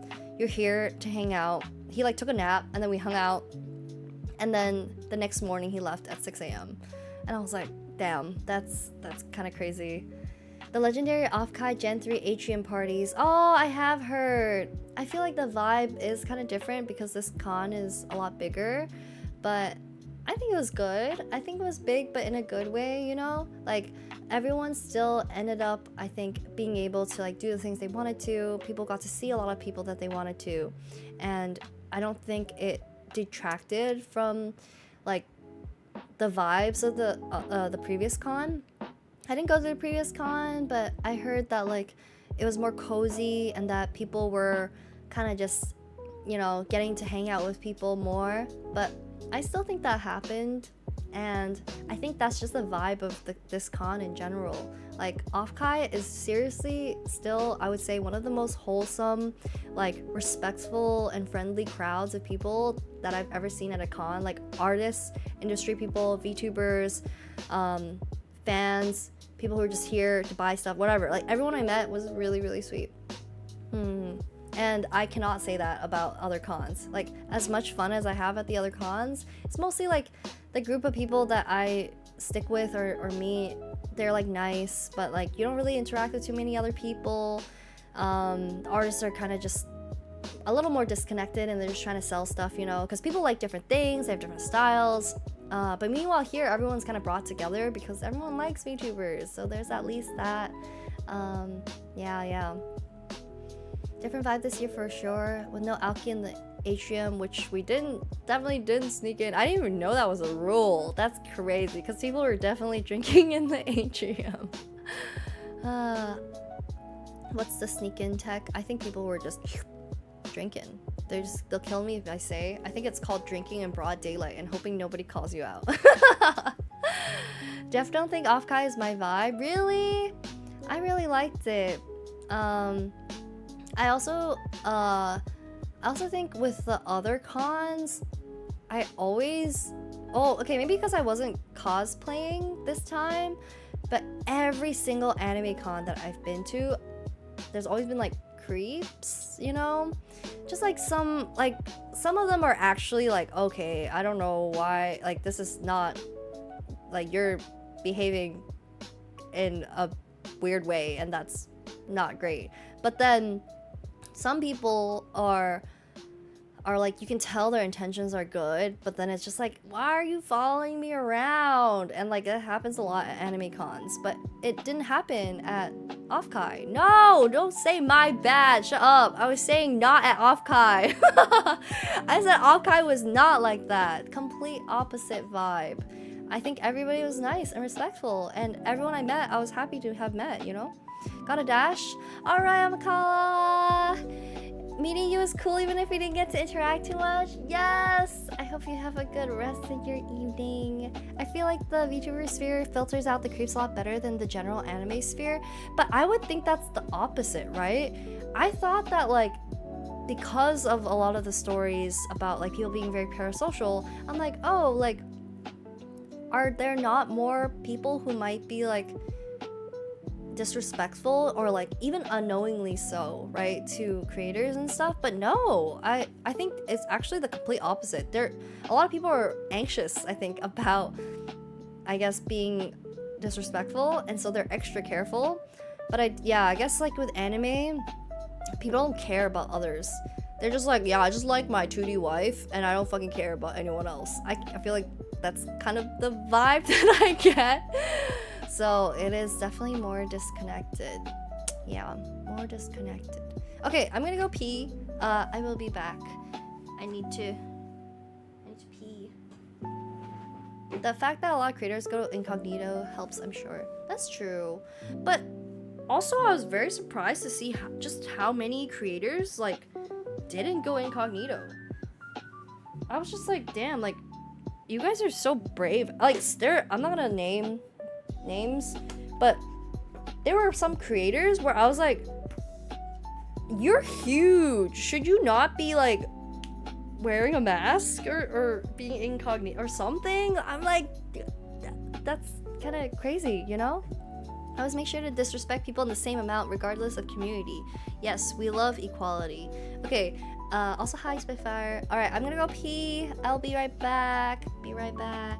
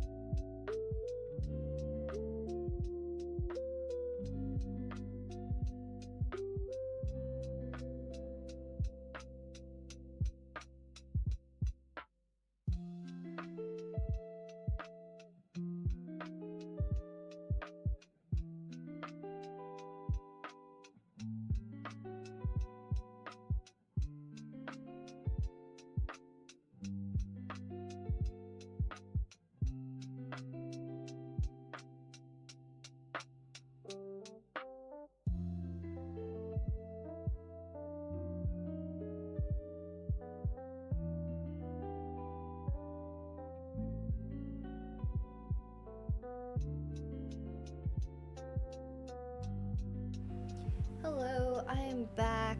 The smug me. That's why I won't do Pecora's quest in Death Stranding 2. There's no Umi quest, so that wouldn't be fair. It's okay. I'm not jealous. I'm not a jealous person. You can have multiple Oshis. Welcome back, pisser. Huh? So while I saw a very big VTuber do an impromptu meet and greet in Artist Alley with no staff helping out. Right? I'm like, when I see stuff like this, I'm like, girl, are you not scared for your health? Like, are you not, or like your safety, or like, or, you know, like I'm scared for your safety. I feel like this is not a smart thing to do. No? There was a volunteer at offkai last year that harassed a VTuber after IDing her about her voice. Yikes. See, that's so crazy. But imagine now if you are a VTuber and your voice is super recognizable and you're super big and you're not wearing a mask, and then everyone can recognize you, and then you're like, yep, I'm this person. Yo, I'm scared for you. I feel like this is safety. You're my Mahjong Oshi. I need to make sure I play Mahjong again soon then. Umo, one of my Oshis. Umo, one of my Oshis. Like oomph, but Umo. Pretty crazy people wouldn't try to protect themselves better, right? I'm like scared that like people are gonna get doxxed or something. But, I mean, I'm not one to lecture on self-preservation and safety. Perhaps not my strongest point either. I'm trying to remember what else went on in the convention. Oh, I had In-N-Out on the hotel room floor. Just eating a burger on the floor and some fries. And it was pretty good. I haven't had In-N-Out in like maybe like 10 years or something. It was really good, but I don't know if I like the fries. I can't make a decision. Like when I eat the fries, I'm like, this kind of tastes like cardboard a little bit. But then I eat it a bit more, I'm like, no, it kind of tastes like the Jagabee potato crunch thing. So I'm like, I kind of like it, but then I kind of don't, and then I kind of like it. I like can't make my decision on it. I hate the fries. Okay, so I'm not the only one who has a controversial opinion on that. How did no one get stalked back to their hotel? That's what I'm saying, right? I'm like, oh wow. But that's what I mean by like, I think most people are very respectful and wholesome. So that's why. At least that guy is banned for life. Damn. See, people take things like that very, very seriously. Do you flew 20% around the world just to eat hot burger and lie? These are my hobbies. What can I say? These are just my hobbies. Wait, you can get the fries well done? Are they not usually well done? Are they not cooked all the way? My takeaway is that you eat cardboard enough to know what it tastes like. It's got an In-N-Out fry texture, you know? They're not well done. Fries are too soft. Oh, I think we did get it well done. So it was nice and crunchy, but I like soggy fries. But we did not get the animal style one. We should have. But what is animal style? What is that sauce on top? Is it Thousand Island sauce? What is that? It's like pink, right? What is that? The only way I can scarf them down is by getting them extra well done. Oh, you know what it is. Do I? Do I know what it is? They don't call it animal style for nothing. Yo! It's called Spread, which is their secret burger sauce. Oh, which is kind of like their Thousand Island sauce, but not. Very interesting. I still can't decide if I like In-N-Out. Undecided. I'm like looking through my offkai thing, and I'm like, what did I get up to? I was mostly just working at Artist Alley, I guess. Did you get the banana peppers? No, we did not. We just got regular fry. We got one animal style fry, and then we got a regular one, and then we just got the regular cheeseburgers. It was really good though, and it was kind of a vibe eating on the hotel room floor after being so tired from working all day. Yeah. The fries are just straight potato, which is kind of nice, but a little bland, even if you get them well done. It's just the way it's fried is very interesting too. It's like airy in the middle and it's like crunchy. It's not like In-N-Out, or not In-N-Out, like Five Guys, their fries are like a little bit squishier, if that makes sense. And so is McDonald's. Yeah. And yeah. Are you gonna Umi ×2 with your cousin next con? Ooh, if I can convince her to come, that would be pretty fun. Oh, that would be great actually, because then she can cosplay me. And then I don't have to do that. She can cosplay me, and then I can just show up and not have a wig headache. I think that's a great idea. Completely forgot to get In-N-Out until 8 a.m. I was boarding my flight back. Okay, at least you got it. That's honestly kind of a great time to get it. I got ramen at the airport, which was nice. I mean, I didn't remember until then. I got nothing. No! Well, if it's any consolation, I'm here complaining about the fries. So, I don't think it is my favorite fast food thing. But it's cheap and good for... I think it's good quality for what it is.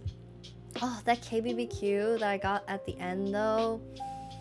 That was so good. KBBQ. Yeah, I haven't had KBBQ in a while, so it really hit, especially after like running around and stuff all day. I miss KBBQ this year. I feel like KBBQ or hot pot after like a con is a must. I feel like it's a good meal to end stuff on, you know? Do you get rice to your KBBQ? Usually I do actually, but I did not this time because we got like a combo set, I think. Where did you go for KBBQ? I don't know. I have no idea. I literally have no idea. I was a little table kitten and I just followed Maya and Xiao around after helping them out, and they ordered the Uber and Maya also paid. Maya was like, "Thank you for helping out." She was like, "It's okay. It's okay, kitten. Daddy's got it." Oh my god, that's so nice of her, right? So nice. Say also bought so much food for me as well. She was like, "No, it's fine. It's on me." She also was like, "Hey, kitten, daddy's got it." And I was like, "Okay, guys, how are you guys both doing this?" Man, never forget Maya's an unhinged side. I was like, you guys are both, what is this? We started off day 0 with hot pot. See, at some point of the con, you gotta get some hot pot, you know? But when I follow them around, everyone gets mad at us who the fuck I am. It's because I clearly had a label, okay? I'm table kitten. And I helped out with the table. That's what I was doing. My day 0 meal is La Vix. La Vix with extra orange sauce. Oh, put that on your badge next year. I should put that on my badge next year. Certified table kitten. That's what I'm trying to be, you know? It's kind of nice that like, as much as I love making merch, it was kind of nice to not have to worry about carrying merch, bringing merch, managing merch. I was just like helping out during the day at the table. That was a lot less stressful, I think. Yeah. The smell sticks to you though. Yeah, I did. I was kind of like worried about that, but it was actually okay. Surprisingly, the place we went, it was pretty okay. Didn't really stick to my hair or anything.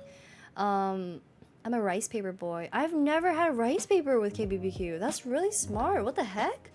I've never had that. Usually I have rice, and I usually have a side of like lettuce, and then yeah, I like to put like rice, lettuce, sauce, and then wrap it up and then eat it.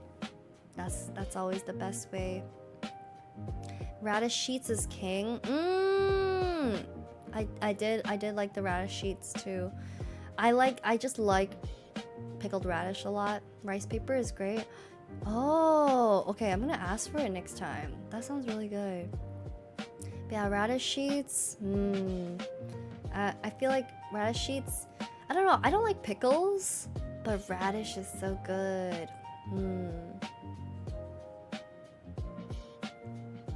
Let me drink some water.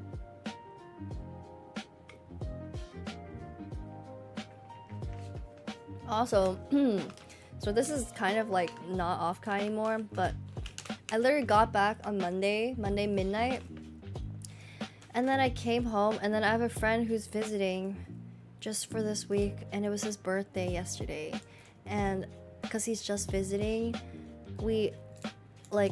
I was like, oh, you can use like my place to host if you don't have a place to go.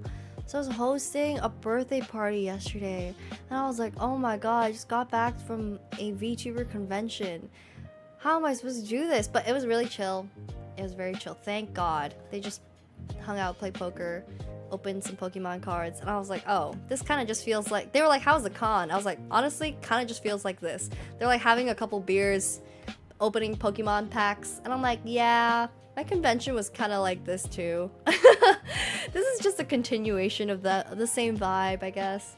Yeah.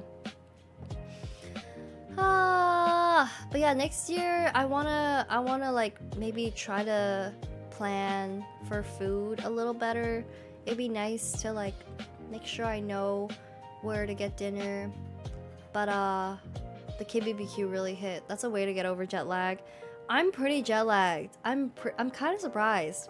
I think the California, like, I think because I was waking up so early too, and I was sleeping late, it was so hard not to be jet lagged. Convention was kind of like this, amidst info about the party floor and late night concerts in Wodogate. Yeah, totally the same. To be fair, I didn't go. I didn't do Wodogate, even though I said I wanted to.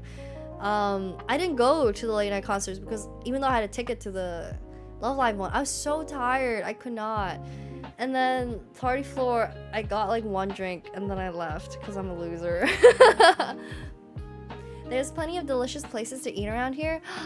Okay, yeah, next year. I think the area is really nice. I'm really impressed with the venue. And so honestly, I hope that it's in the same place next year. Definitely a con that I would want to go again, you know? I'm out here hoping for an offkai East. Oh, let me hit up the homies in Boston or something. True. And then also for people who couldn't go or travel that far, or just people who don't like flying, you know? That'd be nice. An offkai East. But I wonder, there's probably enough, like, people, right? I also think, like, a lot of the people coming from, like, Toronto and stuff, I feel like that would be probably good for them. Yeah. That or an offkai, my apartment. Where all my friends just come over on the same day. That's just called a swim and hangout. Yeah, Umi-con at my house. That sounds crazy. That's insane. That would be insane, actually. I was gonna say something, but I forgot. Oh, yeah! And I've been showing off my acrylic blocks to everyone. I'm so happy that Xiao and Sei made merch of me. The little print, the little Umi block, the Umi acrylic block is so freaking cute. I'm so happy. Creepypasta Umi-con. Yeah, I give you guys an address and I tell you that it's my apartment and you show up and it's an empty warehouse and there's nobody here. Suspicious. There was Umi merch and I missed it. Yeah, there was the little a print of mine at Sei's booth, and then there was an acrylic block from Xiao. That was the one that I took a picture of. I don't know if Xiao's gonna put it online, but I asked Sei and I'm gonna take the prints that she made and I'm gonna put it on my Etsy so then I can put it as a bundle. And I was like, yeah, all profits and stuff can go back to her. I just figured it'd be nice to put it in like a consolidated space. I'll look out for it. Yes, I will try to. What is it? June? End of June? Okay, my goal is end of July. I need my Etsy store up, which is not crazy, right? Considering that I already have some merch, and considering that I should be more free now after offkai, I think. Umi stops by and we're just having beers and opening Pokemon cards in the empty warehouse. I'm like, hey guys, can I join you? This is exactly the vibe that I was looking for. This is exactly what UmiCon is. Okay, also Pokemon cards. I don't know if you guys open Pokemon cards or if you guys like play TCG at all, but oh my god, it's pretty fun. I've never opened Pokemon cards before, and I was like, I cannot let this be a new addiction. This is so fun. And I'm always winning because as much as I like the shiny artworks and stuff, I really like the regular cards too. I took a lot of the cards. So they opened, I think, like 40 packs yesterday, and they were like, we don't want these normal ones. And I was like, I'll take them. I'm gonna like draw on them, and maybe I'll put some. Maybe I'll like actually draw on them, and then maybe I'll put it on Etsy. I think it'll be cute. Did opening the offkai card packs give the same hit? Honestly, it did. It did actually. I had 5 of them, and which were the ones that we got that stood out? Oh, we got Huni. We got Eepy Sleepy from FaZe. I don't remember off the top of my head anyone else, but yeah. Offkai packs. It was actually pretty legit. I was really surprised that like they're so like cool and legit looking. Yeah, it's still sealed. That shit is gonna be worth so much in 20 years. Oh, honestly, that's kind of smart. That's offkai Gen 4 official, you know? Real life gacha indeed. Did they teach you how to count the cards to know which one is the holographic? Yeah, I opened my first one, and then I started going from the bottom up because I didn't realize. And I opened it and I flip one over and I'm like, wow, this is shiny. I'm like, oh, this one's shiny too. And they're like, wow, going from the bottom up is insane. And I'm like, wait, I didn't realize I was doing this the wrong way. I did get some card that was very fancy and had a girl on it. I don't know what card it was, but it was very fancy apparently. And they were like, give more packs to Umi. Umi has that streamer gacha look. Give it to her. Yeah, so I got to open a bunch of them.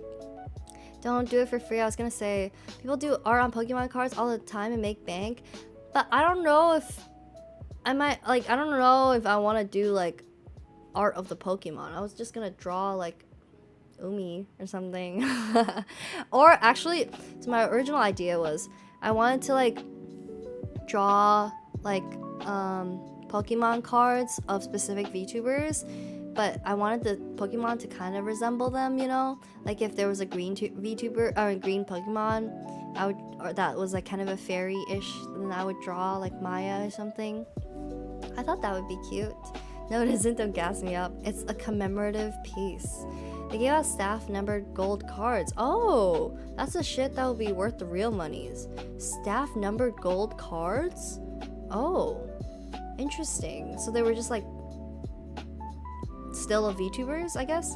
Just put one signed Pokemon card in each Etsy order. Ah, that's a good idea too. Just drawing a little thing. Yeah, that's a good idea. I have so many of these Pokemon cards too. They're just cards that say offkai Expo, and it's like a brick. Oh, so it's not like a card. It's like a thick boy. I see. Damn. I still need to open my pack. Open it and tell us what you got. Presumably 24 karat real gold. Damn, like gold. Oh, I thought you meant like gold, like the color. Oh, whoa. If you're doing custom VTuber art to match, that is even more expensive. But they're not like cool cards. They're just the regular normal cards. I need to figure out how to paint on them though. I do have like acrylics and stuff, but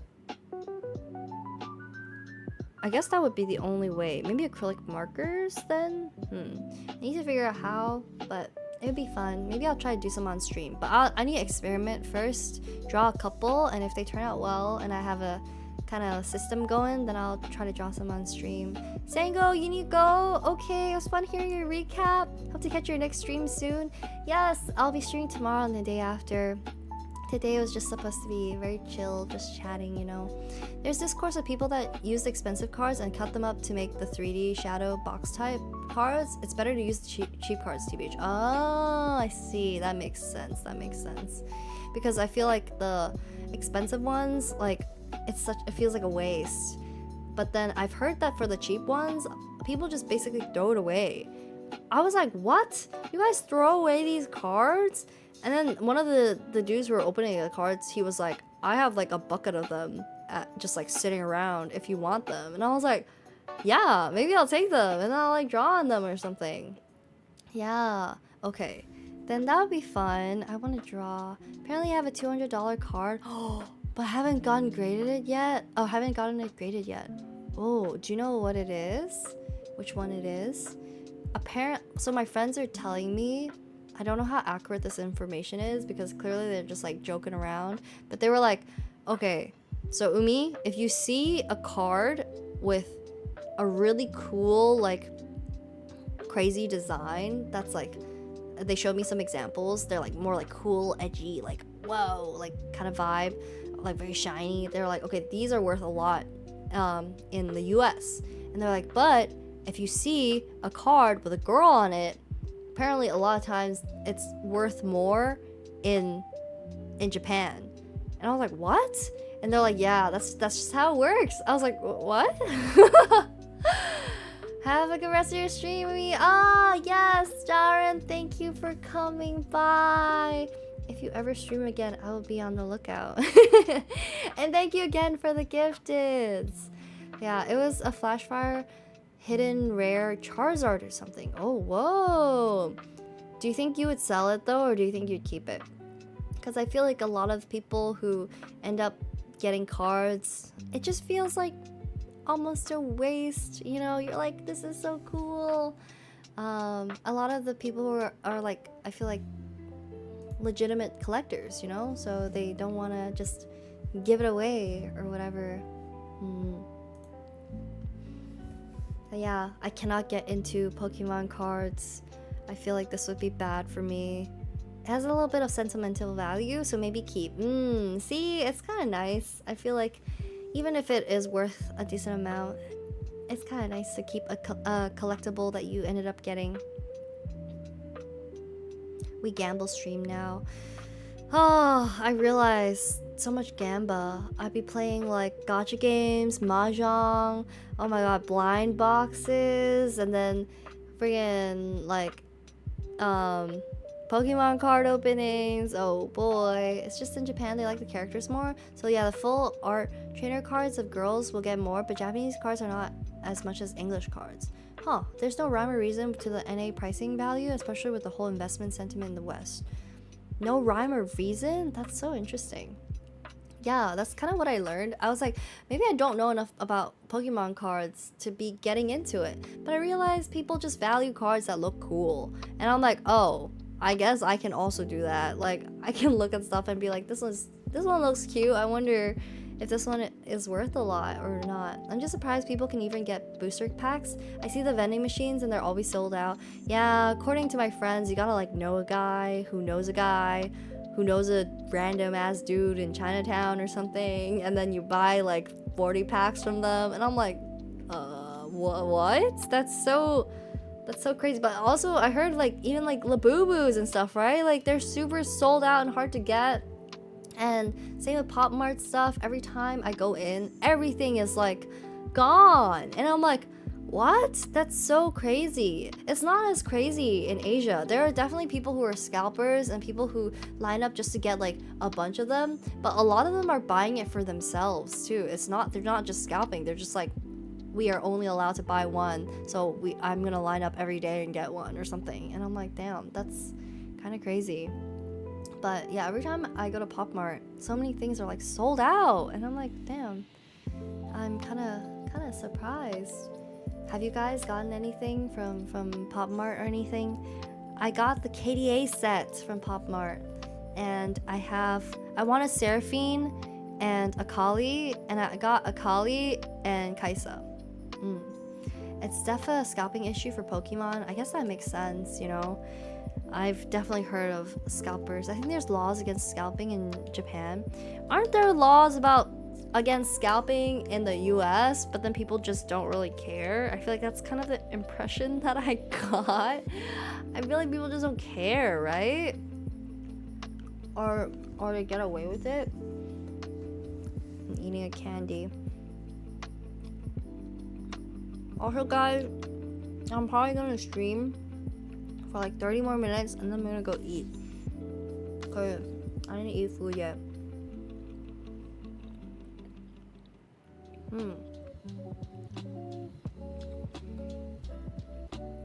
It might also not be the type of scalping you're thinking, but there's stores that buy out other stores to mark up. That's terrible. Or people who buy from the official Pop Mart in bulk and then they sell it marked up. But yeah, US is not enforced at all, I feel like. Japan's but yeah.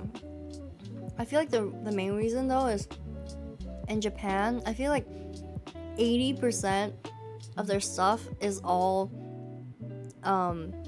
like raffle or lottery system. So it's really hard to scalp.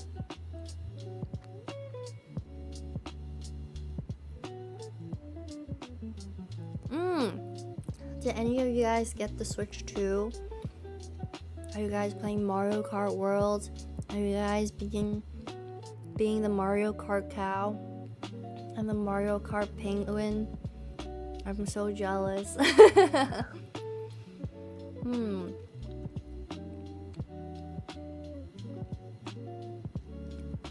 There's a few states that prevent markups on essential items or scalping tickets in an event. But it's not really like cracked down on.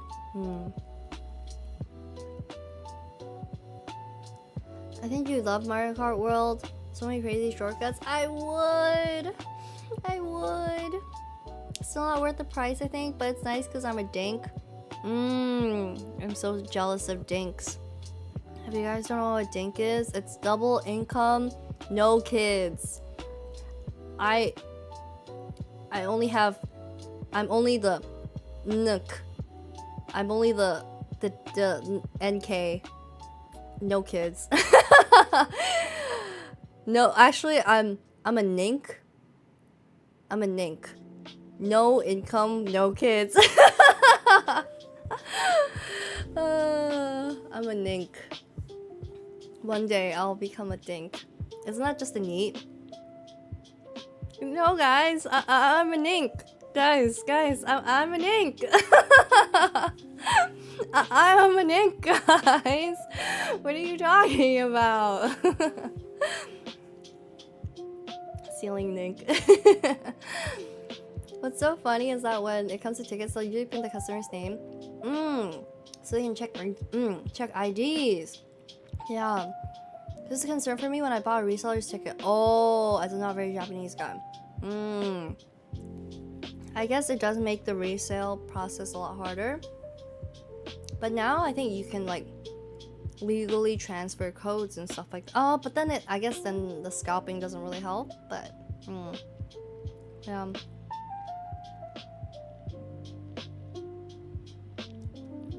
But yeah, it's quite pricey. Maybe if I win the lottery, I will get to become a Mario Kart cow. It's okay, you're not a nink. You're a kink kitten? What is a kink kitten? What? Income, no kids. Kitten, income, no kids. Oh, you're a kink. Kitten, income, no kids. I'm a kitten, income, no kids. Yes, a nink or a kink, but unfortunately not a dink.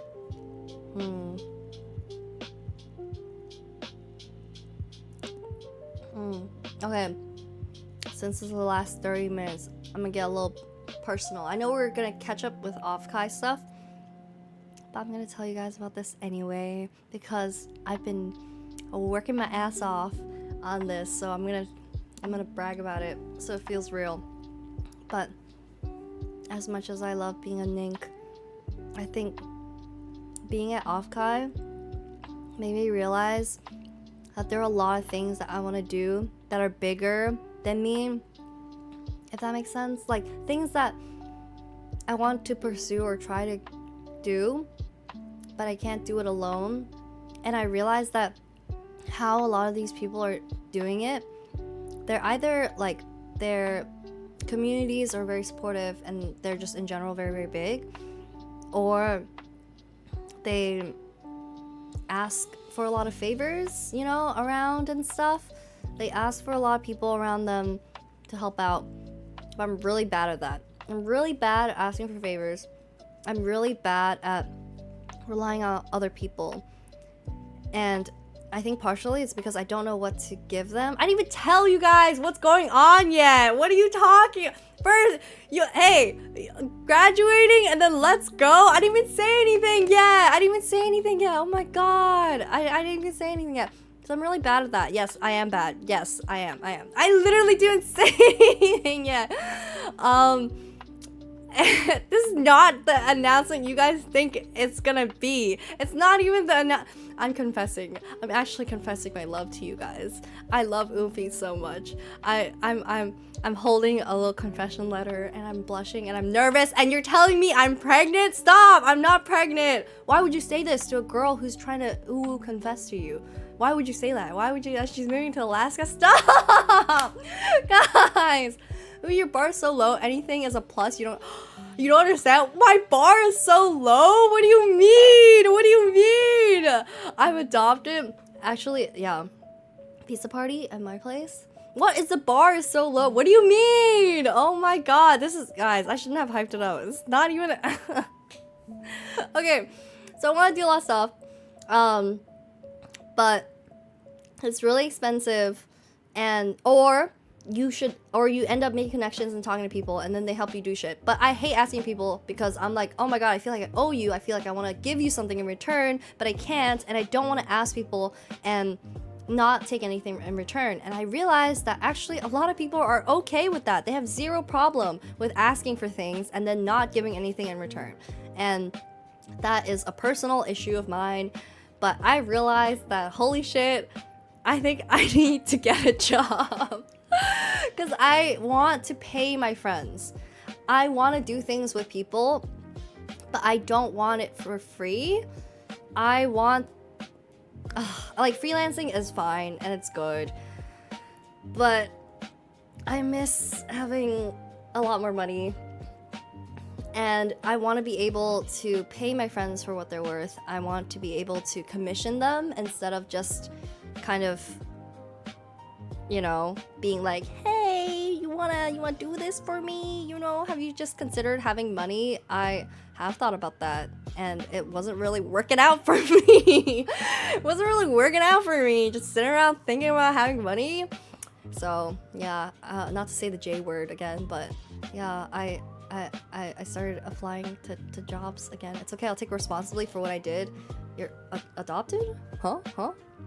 That's very Asian of you. Uni, I have a tally of when my friends pay for dinner or do me favors and I owe them back. See, I just can't do it. I literally cannot do it. And I think this time, like, seeing how people, like, do things, it made me realize, like, oh, I can, like, this is how they're able, like, they're not doing this alone, you know, like, this is how they're able to do that. They have the money or the resources, or they have the connections or whatever it is. But I'm like, I am just sitting here doing this, like, by myself, and I should stop doing that. So I should probably go find some money to do that. Not funny anymore because you missed the joke. I did not miss the joke. I was also making a joke. I'm gonna be pregnant. Stop! I'm not pregnant. This is not the announcement. We are adopted? Yes, you are adopted. Congratulations. Very Asian thing. I do a lot for my friends, so they owe me and I can ask for very important favors. Yeah, I just, like, I don't know, I feel stressed, and I don't really like asking people for help. And also I realized that, okay, you guys want some tea? You got a little bit of tea? Some very rare, okay, like 1% of the VTubers that I've met, or even by proxy, so not even, maybe there's not true, it's probably true, but actually, I mean, you guys know that the VTuber industry is not that surprising. There are a lot of VTubers who are like, they are businesswomen, you know, they know how to make money off of people, but they will not do, like, they will do anything to get that money, you know, like, they will be doing donathons every other week. They will be like, ooh, I don't have money. They will be like doing something in order to make sure that they as a business is doing really well. And yeah, having no shame. And that's a route that I can really respect. And they can do their own thing, they can whatever. But I also think that like, I'm not that type of person. Yeah, I can think of one very specific recent example of that type of person. Yeah, like people who are friends with people just for business, you know? It's a lot more common than you would think. Like, that person cannot be the only one, right? Like, surely not. There are other people who are exactly the same, especially people who are maybe slightly smaller, slightly bigger, doesn't matter, but they are businesswomen. And they will step on whoever and use whoever in order to get what they want. And I think in order to succeed to a certain level, a lot of people decide to do that. And honestly, in the real world, in real business, a lot of people do that. And that's how, you know, they're successful. But I can't. I fucking suck at asking for money. I can't do it, and I feel bad. And I would rather just, I don't know. I would rather just figure something out myself, I think. I'm not very good at asking for money. And I realized that that is a pretty big thing of trying to, I guess, be a streamer, which I don't like, you know? How much is your rent if you don't mind asking in public? I do share rent with 2 other roommates. So it's not super bad, but my rent is like 1,600, which is actually super below market already. But yeah, I only have enough money with like freelancing to like pay rent and eat and do stuff, but not enough to like pursue the projects that I want to and pay my friends for what they're worth for commissions and stuff. So and I'm not good at asking for money, and I don't want to be doing a donathon like every month. It just feels like people can suck their viewers and community dry and not really feel bad about it. And I guess that's part of the streamer culture, but I can't do it. I can't freaking do it. I can't do it. 3 or 1,600. It's 1,600 each. 3 of us. Oh no! Stop! Don't give me gift subs. Stop! Not after I give my sad, pitiful speech. Thank you for the gifted. Thank you. 1,600 each is crazy. I know. That's what happens when you live in a city and there's not a lot of space. Yeah.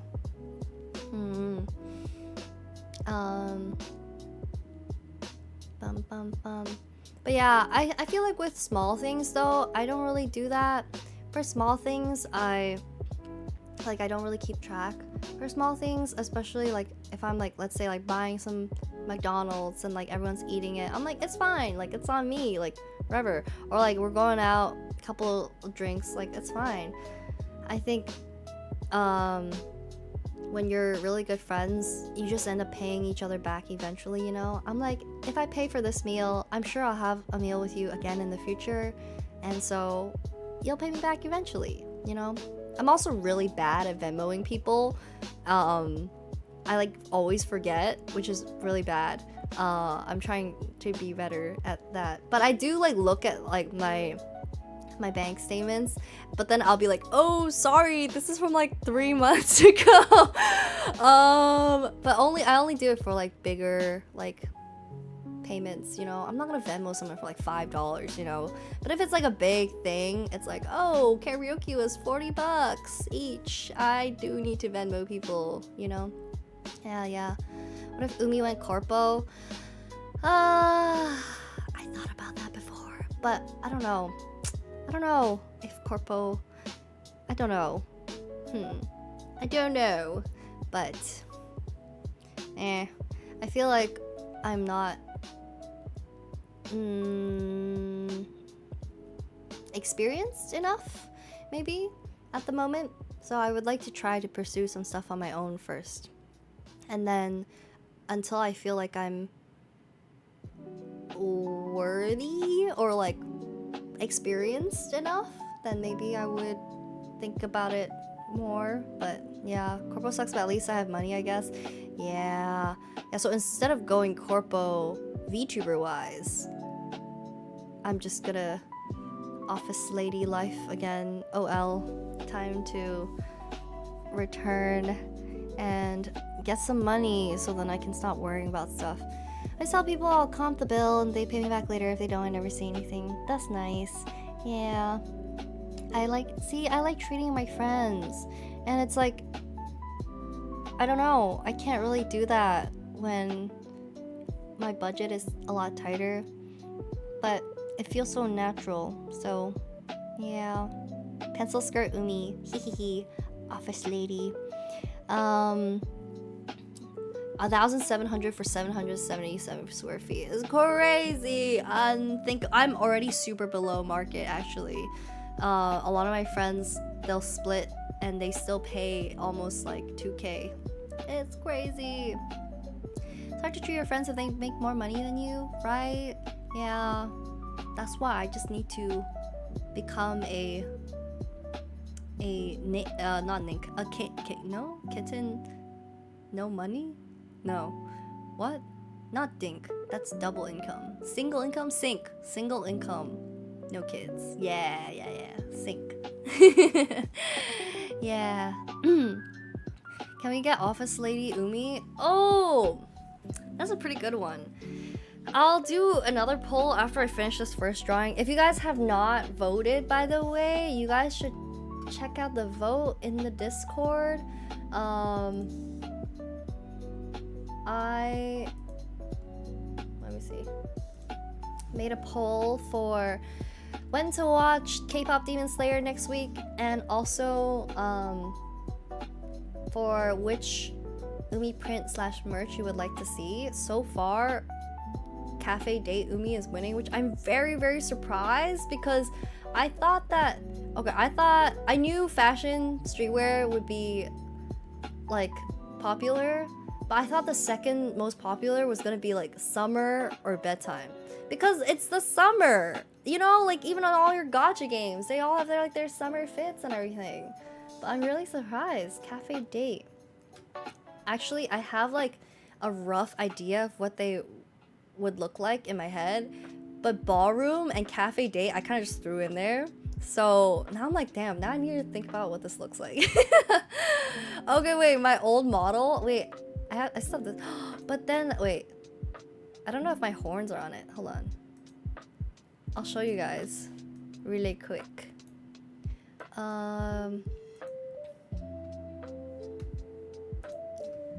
Oh, my horns are still there.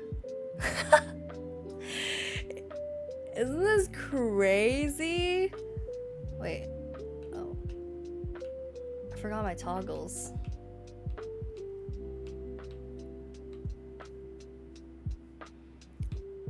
What are my Oh, I had bangs on. And then I did really like this toggle.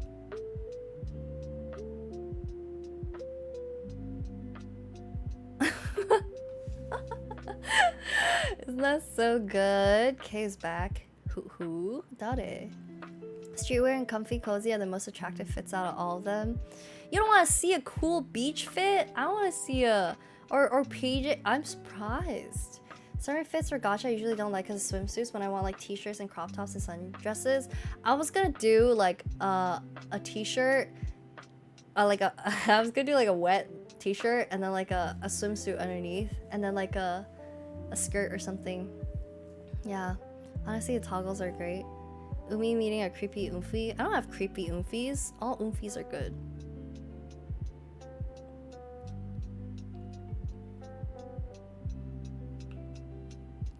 Yeah, there aren't any creepy oomfies. I hope. I did realize though that like seeing everyone else and their community, I'm like, wow, I'm really happy with the community that we have here. Everybody, I would say, is not creepy. Okay, this feels like I'm out of my own skin. Let me return. Haha. No Toomey. Different vibe, right? This is why when people meet me, they're like, I feel like your model fits your vibe. It's because I had to make sure that the vibe of the model fit me, you know? What do you mean? It's me? Okay, I'll keep an eye out for Acer Nanoma. But yeah, I do like the cute summer outfits. Office Lady is a good one though. I'm gonna write that down so then I can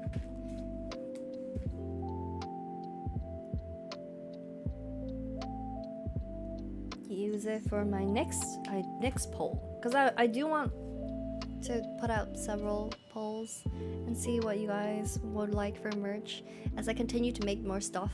I think it'll be cool. Also, it's nice to draw again, I think. Yeah.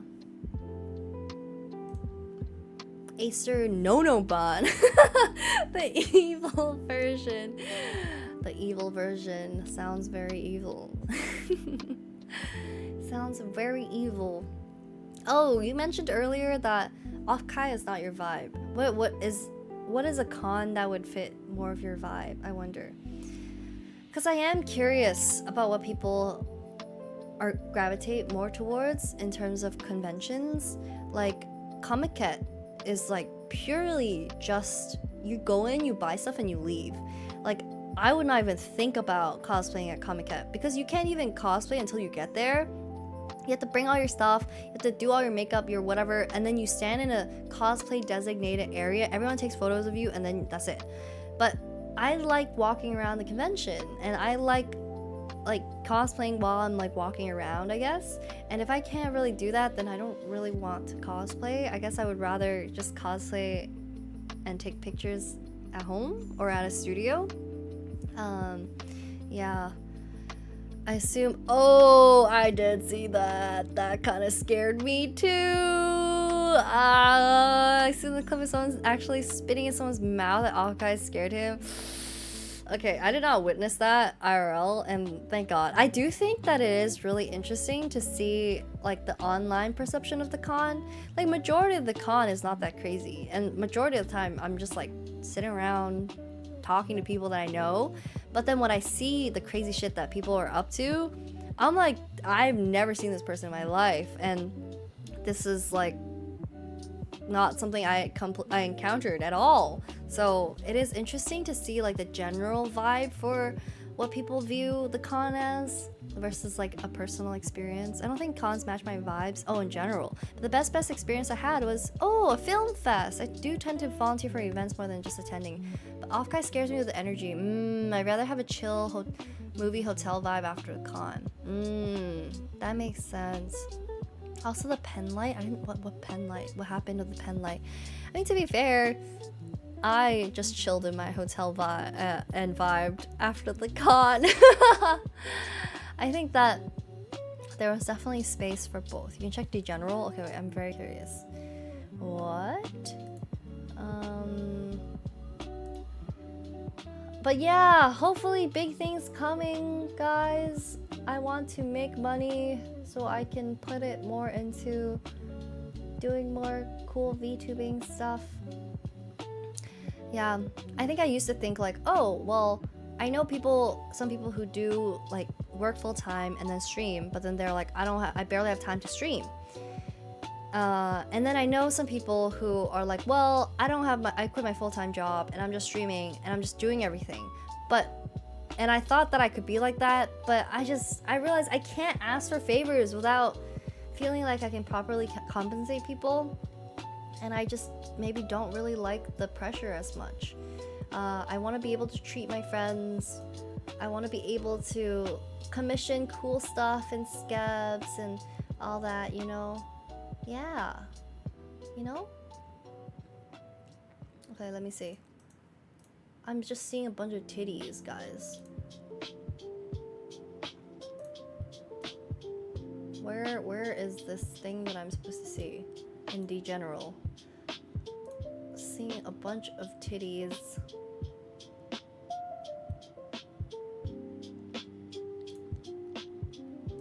What is this? Oh, that's... Oh, the VTuber? Oh, I see. I see the pen light thing. She's like a lewd tuber or lewd cosplayer though.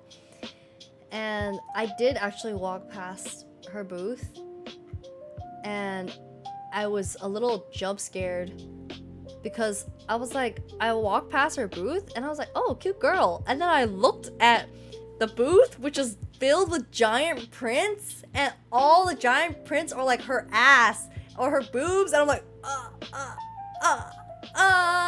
and then I walked past. I was too nervous. Oh, that's actually crazy, right? So proud and happy for you. Hopefully this goes well. Oh boy. Oh boy. Have you thought of doing the Yap React Tuber? I see it more on YouTube now, it feels. What is the Yap React Tuber? What is that? You just react to yapping? She's quite the entrepreneur. Indeed, indeed. Like, okay. Yeah. Actually, oh, one thing that I wanted to go to but didn't get to go. I wanted to go to, Yabai Mart, the 18 plus area with all the 18 plus stuff. Damn, I was really sad. I was like, oh, I didn't have time to go, but that's the one thing. I was like, I wanted to go. It's like OnlyFans. They say it's 80% advertisement, 20% appearance. It really is. They're actually business women. Like, you could be super hot and you could be posting your lewds, but if you don't know how to advertise, if you don't know how to convince some dude to code you a Twitter bot for free or something, can't do that. I mean, we could learn about that from the advertisement part. Yeah, but you see, the key word is convince somebody to code a Twitter bot for you for free, or convince someone to do a bunch of editing and marketing for you for free. Like, I'm realizing now that a lot of these things are not done by one person. It is done by one person convincing like 10 other people to do stuff for them. Either with money, which is like normal, commissioning, you know, business, corpo, normal. Or people just, I don't know, you just a cute girl, I guess. I don't know, man. I can't do it. Let's go, Oofy's gotta up our editing clipping. You guys are already giving me so much. But that's why I'm like, I wanna pay people. I feel like I can't do it. I can't program, so I can't help you with the bot part. The bot. I can do it for free, but I might not be able to prioritize or finish it in a timely manner. No, you guys are so sweet. It's okay. I really appreciate it though. Like, I actually mean it. I really appreciate it. But yeah, I wanted to go to Yabai Mart, the 18 plus area, and I was talking to Xiao about drawing lewd art or gooner art or whatever. And and oh, I was mostly joking about the bot, but I think a lot of OnlyFans girls, they get people to code bots for them to like market and share links on Twitter and everything and on other socials. But then also, like, I don't know how complicated that is, and also it gets reported a lot, I think. But also I'm talking about OnlyFans girls, so I'm mostly joking. But I appreciate the effort. Commission for affinity. Dude, yeah, dude, the drawing for furries or drawing NSFW, oh my god. So like I was talking to Xiao and I was like, would you like ever draw like NSFW or anything? And if you guys don't know, Xiao is Humi Now's, if you guys know who Humi Now is, which I also got to meet, she's also really sweet and really cute. She got Xiao is her VTuber mom, and made the character model, and we were like, oh, if you ever saw like lewds of your VTuber kid like Humi Now, would you feel weird about it? And she was like, yeah. She's like, I don't draw lewds, I'm not really a lewd person. I think I would feel weirded out if I saw like NSFW stuff of her. And then they're like, oh, what about you, Me? Do you mind if you see NSFW stuff of you? And I'm like, I don't really know. I was like, I think most NSFW stuff is more like funny because I'm a fucking VTuber, guys. Like, I don't know. It's more like for the shits and giggles kind of vibe is what I get. But also, I was like, yeah, no, I don't really like give off a lewd VTuber vibe, I think. I'm more of like, like people like oomfies are not gooning to me, we are gooning together. That's what I said. I was like, goon together. It's like when I play ZZ and I'm like I'm like simping for a hot rat lady or something, and we are all simping for hot rat lady. You see, interesting perspective. It's all about how you see it. And so I'm like, yeah, I do not have people gooning to me, but we goon together. And then Xiao was like, circle jerk? That's pretty good. Turns out in the Umi Gooniverse, we're all gooning together. It is all full circle. All full circle. You don't have people gooning to you? Nobody gooning to you? I got you, bro. No, yo! No, this is not a request. This is not a request. Hold on. Hold up. Oh my god. But yeah, I said that I like gooner lewd stuff, but I like it when it's tasteful too, you know? Like, it's like the difference between Nikkei and Blue Archive. Nikkei is more like, here's boobs and titties in your face, here's ass in your face, whoa, that anime girl has huge titties. And then Blue Archive is more, ooh, situational. Oh, this is kind of getting lewd. Oh, what is she doing to that popsicle? Hey yo, what is she doing in that pool? It's just like, it's more like situational, I think. And I feel like there's two types of gooners. You have the people who just want, I just want ass and titties, I just want it to be super like straightforward. I think with my head, you know? Or you have people who are like, no, I think with both heads, and I appreciate the culture in a different way. I like the lewd part. I like, you know, something that is more tasteful. I think that's always fun. Like, instead of just like, here's a naked girl, it's like, imagine like a shower, a foggy mirror, and then they like, you know, some parts are brushed away so you can see some things, but you can't see everything. Like something like that, you know? I prefer the lewdness with a bit of a tease, you know?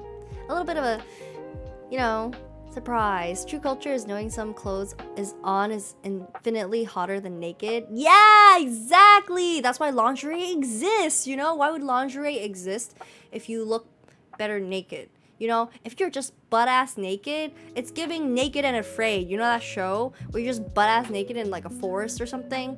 It's like that vibe. It's kind of giving like cadaver, you know? I'm just like, I'm not into it. But the situation, the lewd situations, you know? Maybe it's because I was, you know, cultured from ecchi anime, but like I feel like seeing ecchi scenes and stuff like that's always like implied, and I think that makes it a little hotter, you know? Sasuga Umiguniverse. One thing that grinds my gears is when people make ugly characters hot instead of just NSFW with them ugly cowardice. I agree. Don't draw the same face. Don't draw the same body. Make them interesting. You have the power. Stop making them generic ass like anime girls. Stop. I always feel weird saying this, but I appreciate the lewd design / art etc. But I'm not gooning. It's just AO nice. Exactly. The peak perfect type of lewd art is when I see it and I'm like, not only do I want to goon to it, but I also want to say, wow, I really just truly appreciate this art. And then I also go, I wonder how I can draw something similar. This is so good. See, you gotta like check off all the boxes. You can't just like throw ass and titties out there, because it just feels like, you know, you should give Nikkei a try. I should. But it's just, I'm just using it to explain the different vibes, you know? It's not bad, it's just different vibes. I find that a lot with the artists too, you know? Like a lot of the artists, some of them, they just draw naked girls, famous naked girls. Like, not famous, but like popular, you know? Like, this is a new gacha character that's really popular. This is a new anime character or a VTuber that's really popular. And they're just drawing naked that. But then no, I need to see something more, you know? I want to see taste. I want to see culture. Disheveled hair, clothes slipping, peak. Yeah! Clothes are hard to draw. It's okay, just draw lingerie.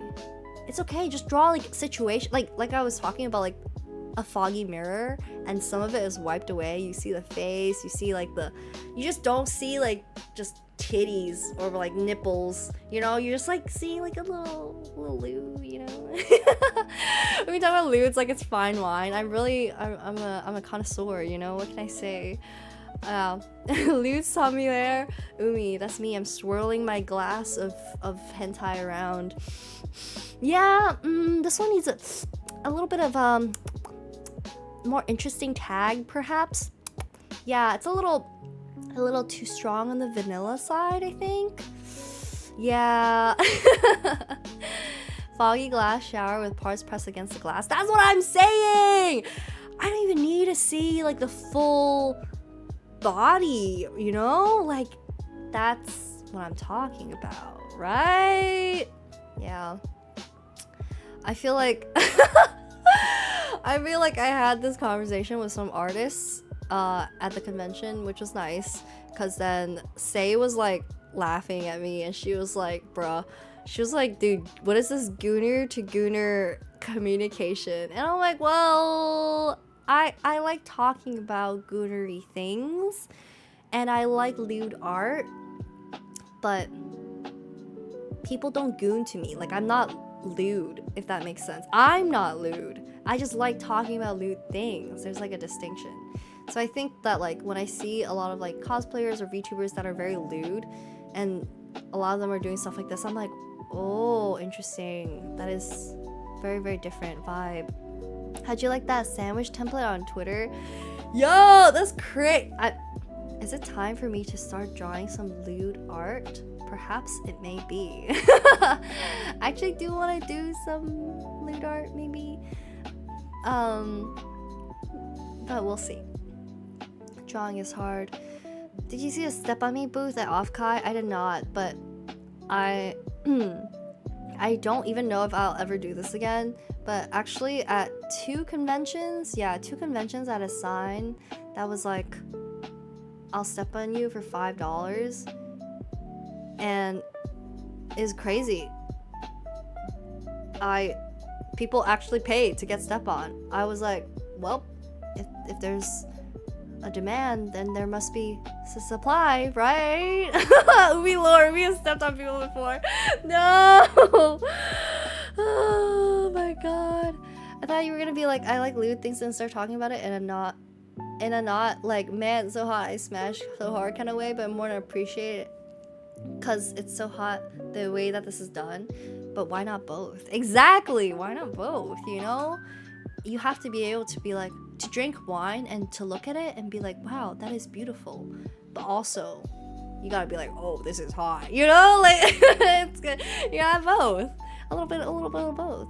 I got stepped on by Jesus at last year's anime expo. That's a crazy sentence. That's a crazy sentence.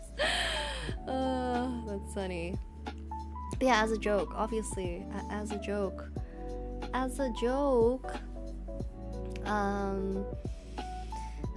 But yeah, con season is coming up to an end soon, though, I think.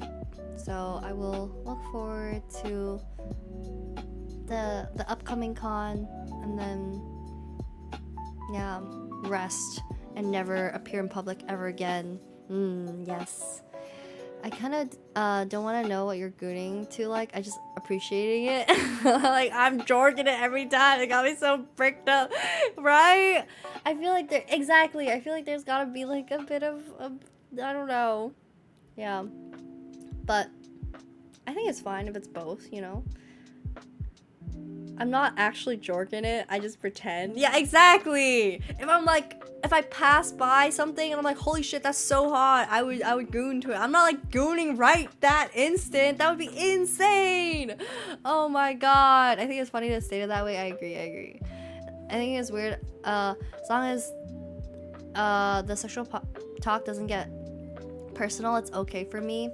Yeah. I think when it is anime characters or gacha game characters or whatever, that's free game, you know? I think that if you're joking about it, that's totally fine. It's like, it's part of the culture, you know? But yeah, I guess there is a distinction between being more personal about it. Yeah, I don't think I will ever be like a full NSFW artist ever, but I think it would be nice to maybe dabble in some spicier art. I feel like that would be fun. Are you guys ready for some Umi Gooniverse artwork? I think my goal is to try to draw more this year. I will draw the prints and stuff first, and yeah, I don't think I would lewd myself as well. I want to draw lewd art of my ZZZ Oshis, you know? My ZZZ Oshis. There's fans that jar things seriously. There's fans that are like, haha, jar, imagine. Yeah, see? When people are like, haha, put Umi in a jar. You're not actually doing that, right? You know? Yeah. Do you have a roadmap for Umi Gooniverse? Roadmap? Like, a plan? Like how to get up there? I don't know. I think I'm gonna start drawing some ZZZ characters and keep drawing ZZZ characters, and then perhaps draw some other maybe VTubers. Maybe some VTubers or something. Yes. That's the plan. I think she wrote her roadmap from the start of the year already. You guys think I'm that unorganized? I am pretty unorganized, but hey, I do have stuff planned. I was just wondering if you had ideas on what kind of art you were gonna go for. I do have some like art references and stuff like that saved. I actually have it's not giant. I have a Discord server that I use for myself where it's I have like a bunch of different channels for different references. So every time I find a reference that I like, whether if it's like a real thing that I'm taking a picture of or it's something I come across on Twitter or Pinterest, I just drop it in there, and I have it like separated into different categories.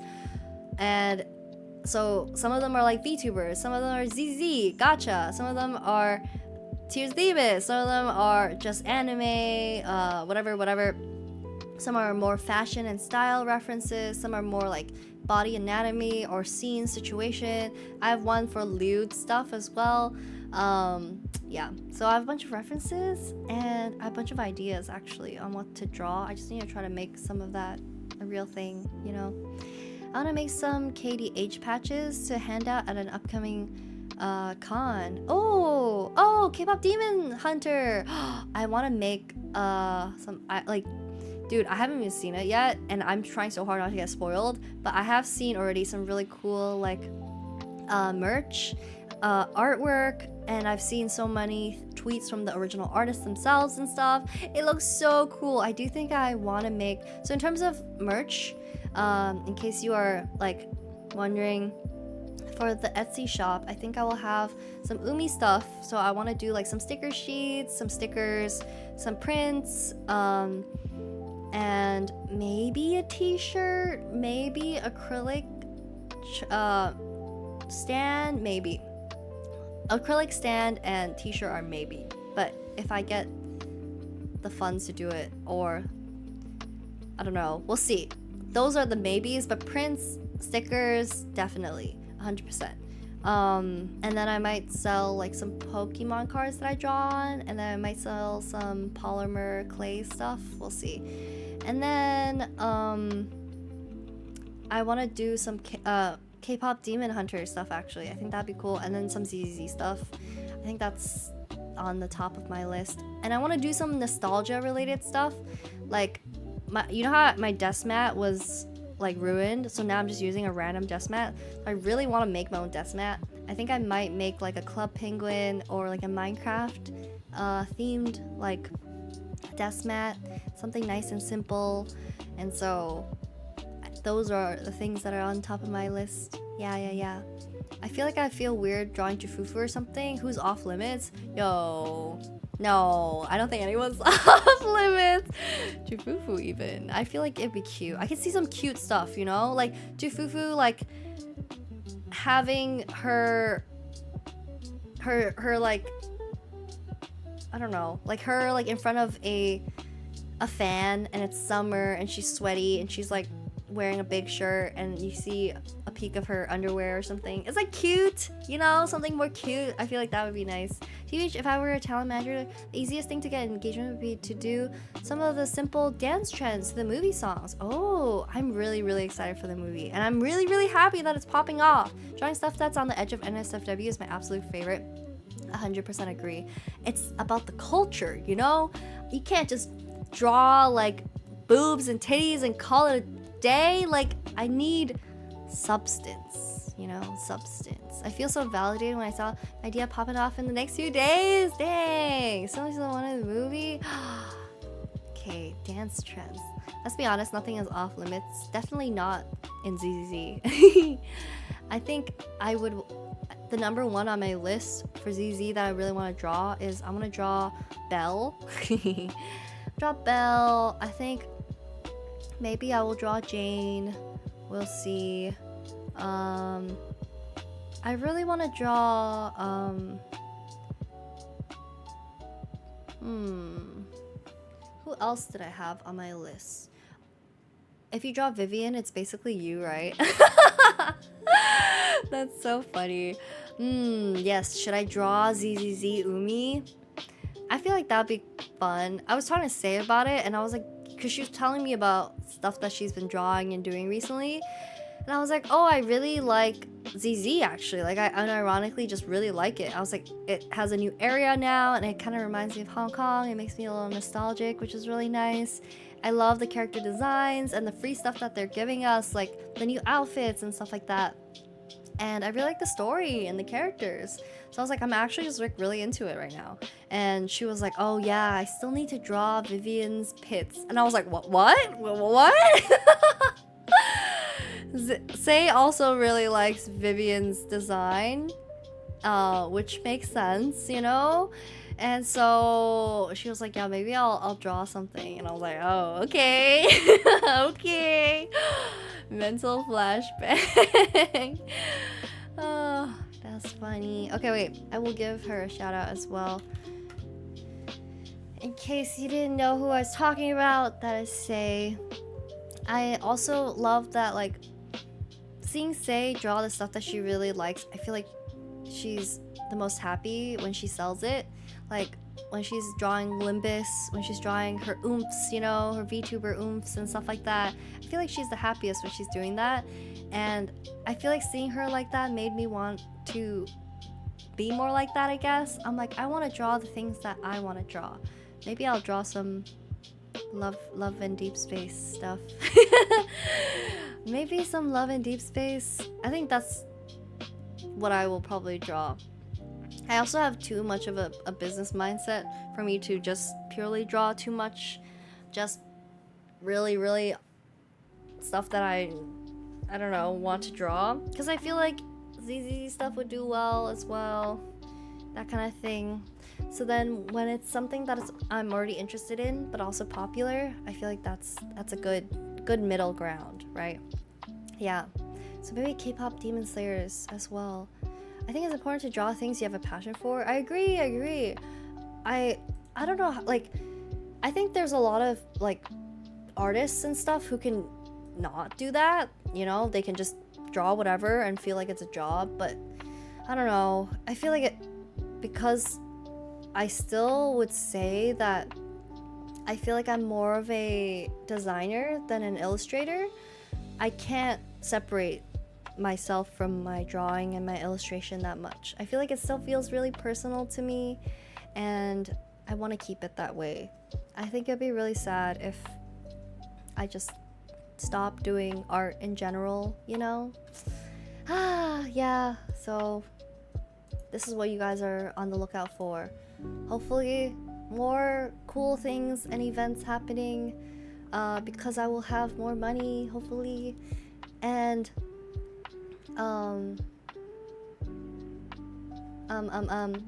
what was I gonna say? I'm sorry, I'm so distracted, but I just opened Twitter because I was gonna post something. Oh my god, jump scared. I just saw Hanai Natsuki. Oh my god, no, it is! Oh! Today is his birthday? What? Oh my god, it is. Today's his birthday. No way. It's his freaking birthday. Oh my god. I'm dropping the ball. You know, I drew so much Hanai Natsuki when I was like just like doodling in my hotel room. Okay, I need to post. Oh my god, look how cute. My wife made a cake with our daughters this year. That's so cute. Look at his freaking cake. He's 34 this year. Oh, there's also a birthday commemorative stream on 28th, so look forward to it. Oh my god, this is so cute.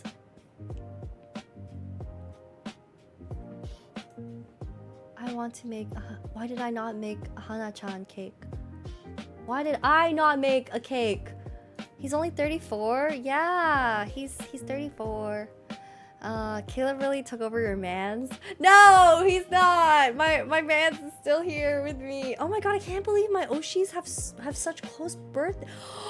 That's so insane! Oh my god, it was Caleb's birthday, and it ended. And then it was Marius's birthday, and then it ended, and then now it's Hanai Natsuki's birthday? Oh. Umi is a type and they're born with this time range. Oh my god, astrology is real, guys. You know how they say that you're compatible with like they must all be the same sign. Guys, this is for me. My birthday is in 4 days. Well, it's a good thing you're taken, Yosube. That's a good thing. Watch out. Apparently I'm astrologically super compatible with people whose birthdays are right now. Apparently. Also, happy early birthday! Happy early birthday! Hehehe. I must clip and save if I ever see Yosuke GF. Yo, I'm sorry.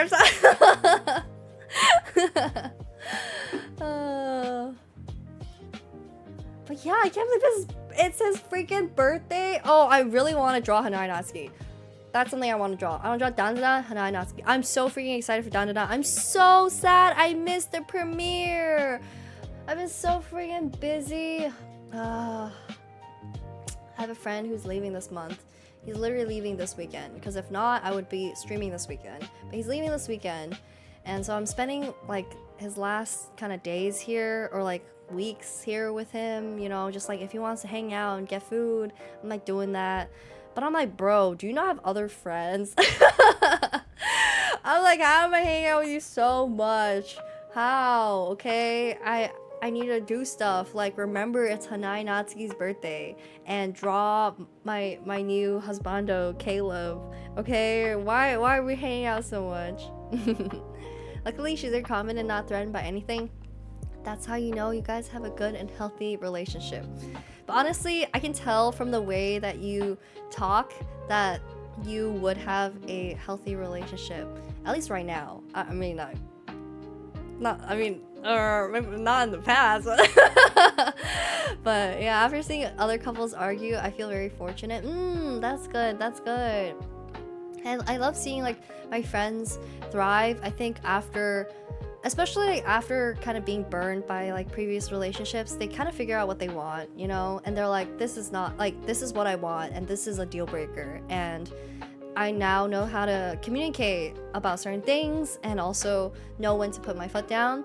And I feel like when they reach that level of emotional maturity as well, they just like end up finding somebody who kind of meets them where they are. And I feel so happy. I'm like, you deserve that, you know, like you worked on yourself, and also like you had such a like bad experience in the past. So I'm like, I'm so happy to see that you're thriving now, you know? I want to argue my past red flag choices. I'm a red flag enjoyer. I am also a red flag enjoyer.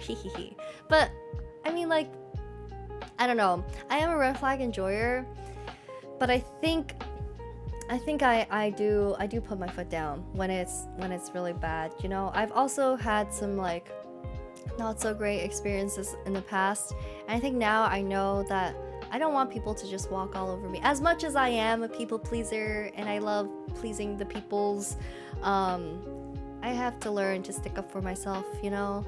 Especially in times when no one will. Obviously, a lot of times I have really great friends and they will stick up for me, but I feel like you gotta learn how to stick up for yourself too. Yeah, put your foot down. Yeah. Is this car story private? Not really. It's just I don't really like. I just feel bad when I talk about bad things, cause I'm like, what? Like it brings the mood down. But I guess now if we were talking about it, then I'll, you know. But most of the time I'm like, I don't want to bring the mood down. But this is fine, I think, cause we're already on the topic of relationships and stuff.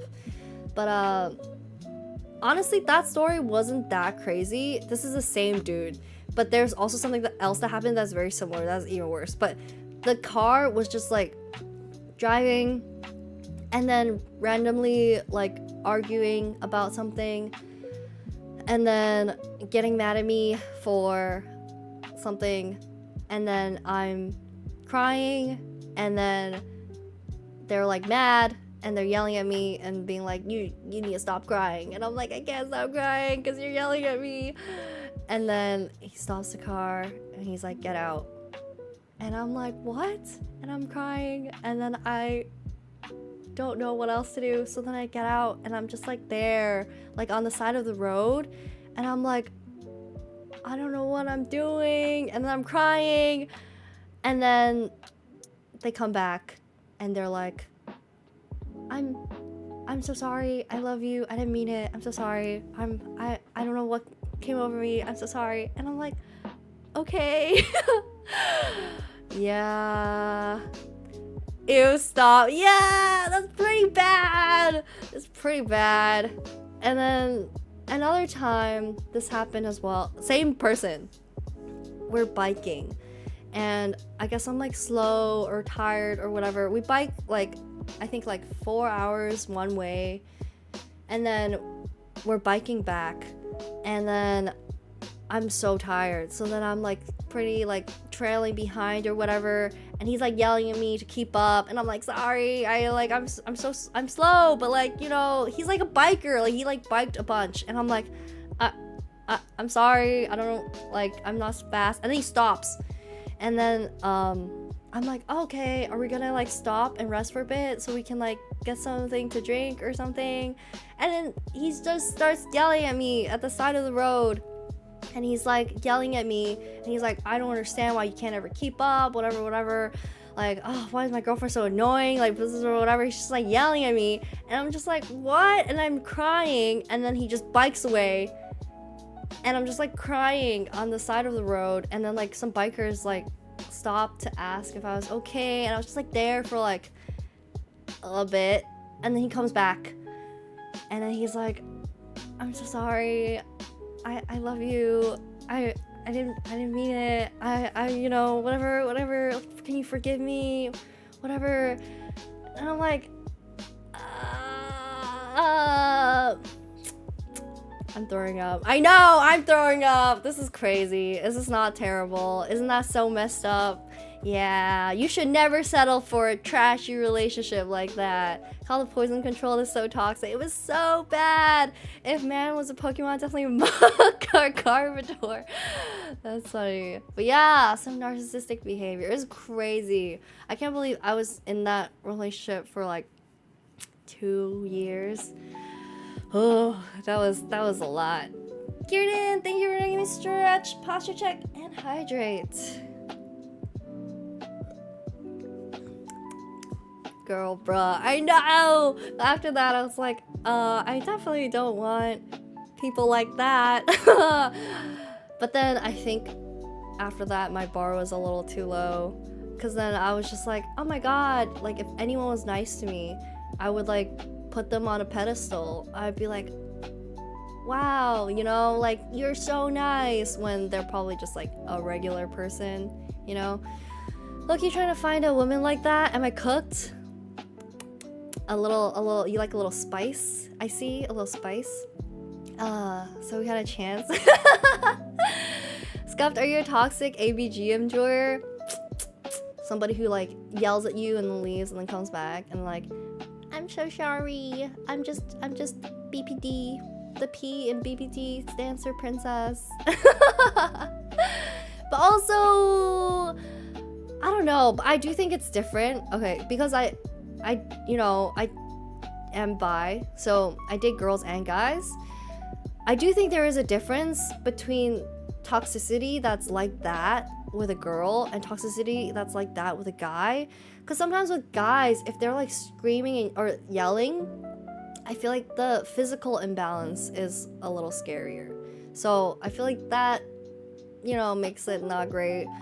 But I like the toxic manipulative kind of vibe. Okay, well, to be fair, I am mostly talking fictional. Fictional red flags, you know. You know what's my type? You know, the girl that stabs the corn? What? The girl that stabs the corn? Oh, I do know what you're talking about. Oh my god, I do know what you're talking about. The girl who's like, let me get that. Stab. Here, eat it. That is true. I realized that my type though, I realize my type in girl. I really like you know, The Last of Us. Do you know, I really like Dina, and I actually watched like another movie that her actress is in, because I was like, she's really pretty. And I really like Jenna Ortega. I think they have like kind of similar-ish vibe as Vanessa Hudgens, as Gabriela Montez. I feel like that's really attractive. Not really red flags, I guess. Just cute girl, I guess. But yeah, I don't know. I also do think that there are certain red flags in fiction that I'm like, yes, give it to me.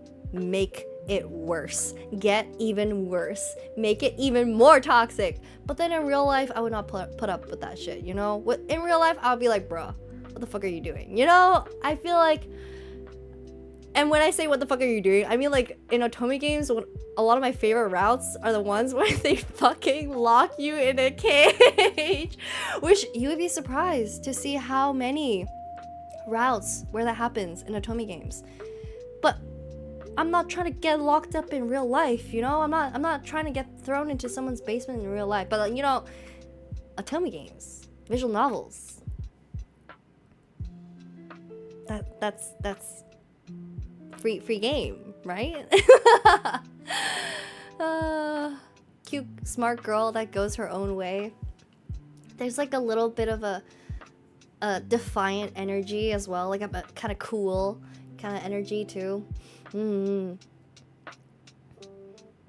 They're so protective. They just want to give you your own little room, you know? That's some bedroom play you discuss with your partner one day. Maybe I'm cheering for you. One day. Caleb would do that. Caleb would 100% do that. You know what I'm talking about? See?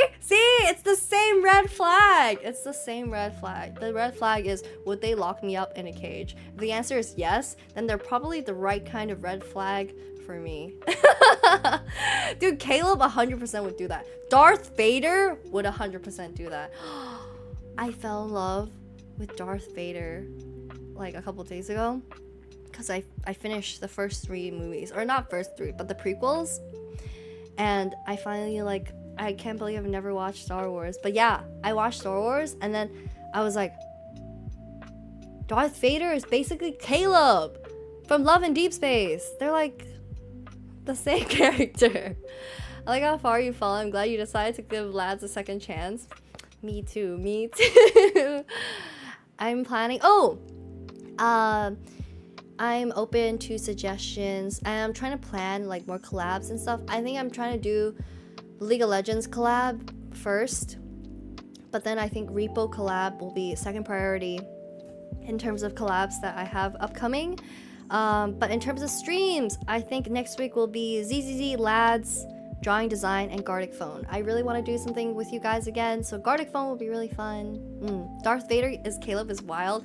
Dude, it's Lads, if you're dating Caleb, is basically POV you're Padme.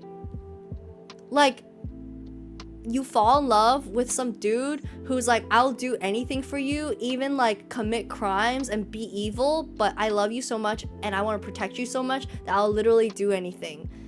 And then, you know, having the prosthetic, or like, yeah, the lost arm / lost leg, like, you know, basically this. Also, there is also heavy breathing for both Darth Vader, but also heavy breathing in Lads. So it's like, you know, it's a different type of heavy breathing, but it's like the same, right? Darth Vader is Caleb. Darth Vader is literally Caleb.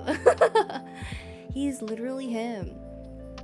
But yeah, I have a big crush on Darth Vader. Oh my god, I didn't even know he did that. I didn't know that this was allowed. When he like force chokes Padme, I literally was like, oh. I was like, oh. And then I was like watching it with like a couple friends, and they were just like, bro, Umi, are you into this? I was like, I mean, look at him. Bro, stop. It was, dude, POV, you're Padme. That's literally Caleb.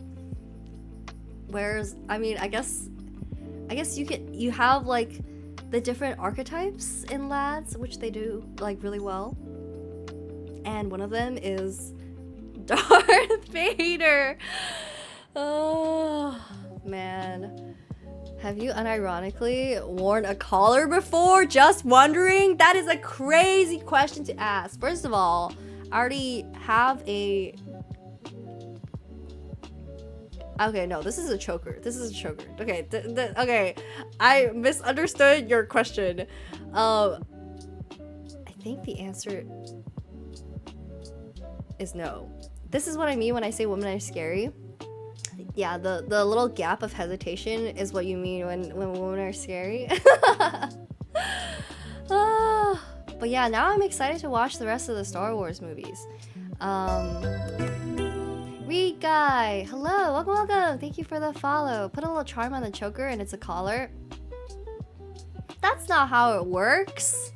What is the difference between a collar and a choker? I feel like a choker is... No, I mean, you thinking getting killed is hot? Dude, it's so hot. Are you kidding me? A bell? Dude, it's the same thing when people are like, step on me. What is... This is like the same thing, okay? I love Star Wars. I'm a big collector. Oh! I was just drooling at the mouth talking about Darth Vader. A choker is stretchy, right? Yeah, but there's ones that like clasp at the back, I think. More like a necklace. So technically it doesn't have to be stretchy. Would you rather look like Jar Jar Binks for life or talk like Jar Jar Binks for life? You are not allowed to commit die. Misa?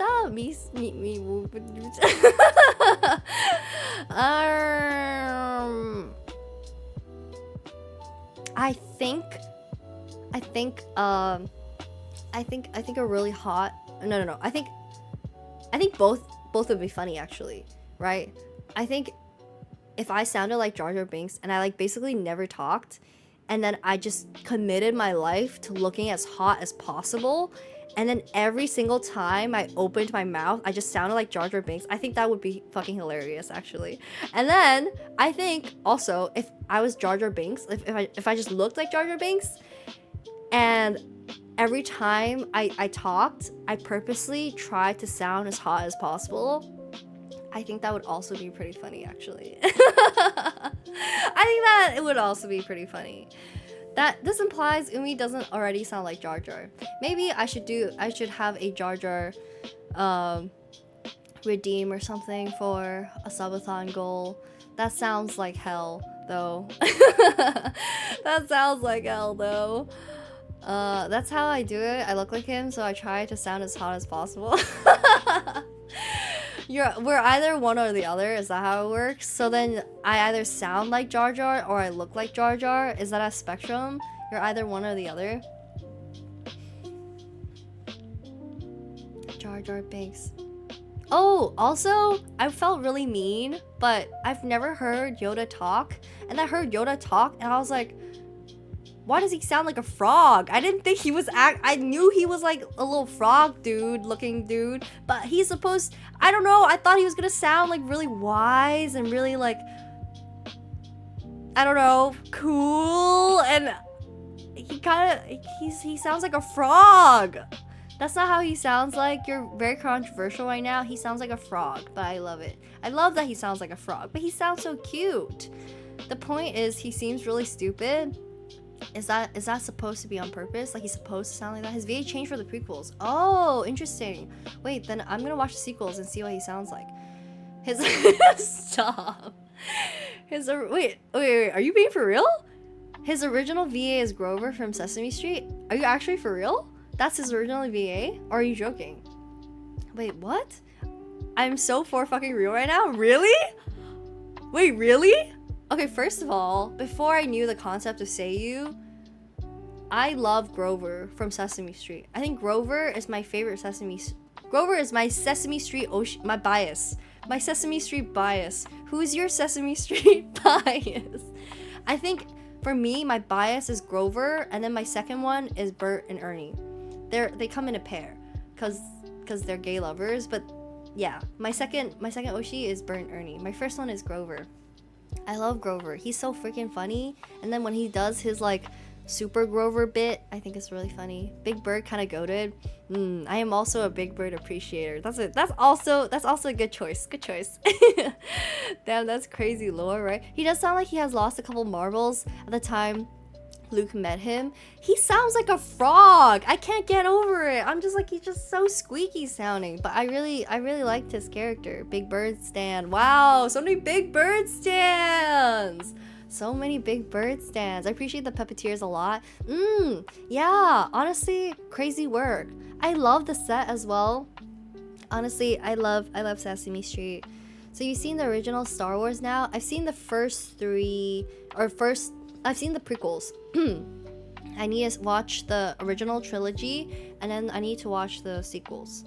And then, yeah, I've heard I do not need to watch a lot of the other ones, but I have seen The Force Awakens, and then the one afterwards, I think. I think my favorite part about Star Wars is the Clone Wars do all the war crimes. To do all the war crimes in total, 1,220 war crimes were committed throughout the entire series. That's pretty funny. I like the little Star Wars like lore things that I keep learning as well. Now that I have watched the first 3 movies, it is nice to kind of like get into more of the lore and stuff. Can you let us know when you watch Andor Mandalorian? Okay, I have seen Mandalorian. Mandalorian is really good. I really liked Mandalorian. I'm gonna watch Andor, I think, after I watch all the Star Wars movies. Yes, that's what I'm doing. Andor Peak. Isn't there a new season coming out soon or something? Everybody gonna ignore the casual incest? We always ignore the casual incest. I've ruined Yoda for you now. No, I think you've made him better. I can't wait to listen to him and be like, oh my god, this is Grover. I think that makes him better. Have a good night, everyone. Oh, alright. Good night, Cuden. Thank you again for stopping by and chatting. It came out as Peak? Oh, it's already out. Oh, and speaking of new seasons, there's a new season of Squid Game. Oh, I did see that. I was messaging my dad about it because I watched the first season, or not first season, the second season, first part of Squid Game with my dad when I was in Hong Kong, and it was really nice. Yeah. I tried my best to hold in all my fangirling for Gong Yu, but that was crazy. I can't believe. I'm just saying, I wish they had enough budget to have him for more of the show. You gotta watch episode 1, 2, and 3, but before 3 you gotta watch the Clone Wars and then watch episode 3. Oh, okay. I watched 1, 2, 3, and then did not watch the Clone Wars yet. Actually, I just watched 3, so now I need to watch Clone Wars because then I already watched 3. Wait, did I watch Clone Wars? I feel like I did. I feel like I did. But yeah, can't go wrong with watching in release order and not knowing the twists.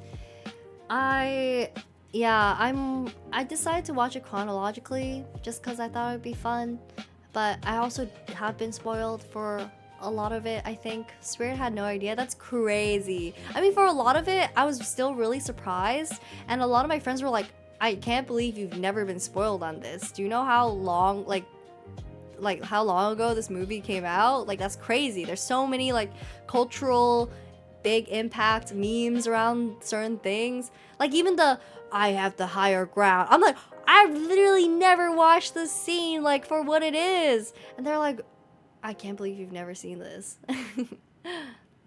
And not just the men, but the women and children too.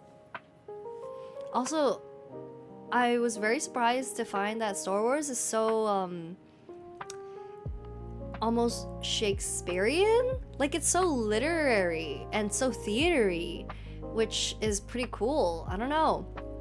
I think I remember seeing people or seeing an edition of the Star Wars screenplay, but it's rewritten into the style of a Shakespeare screenplay, and I was like, that's so random. Like, why would you do that? Like, Star Wars and like written in Shakespearean. But now I'm like, no, I totally get it. It's so theatery. There's so much dialogue, so much politics. The way the plot goes is very similar to a Shakespearean like play, you know?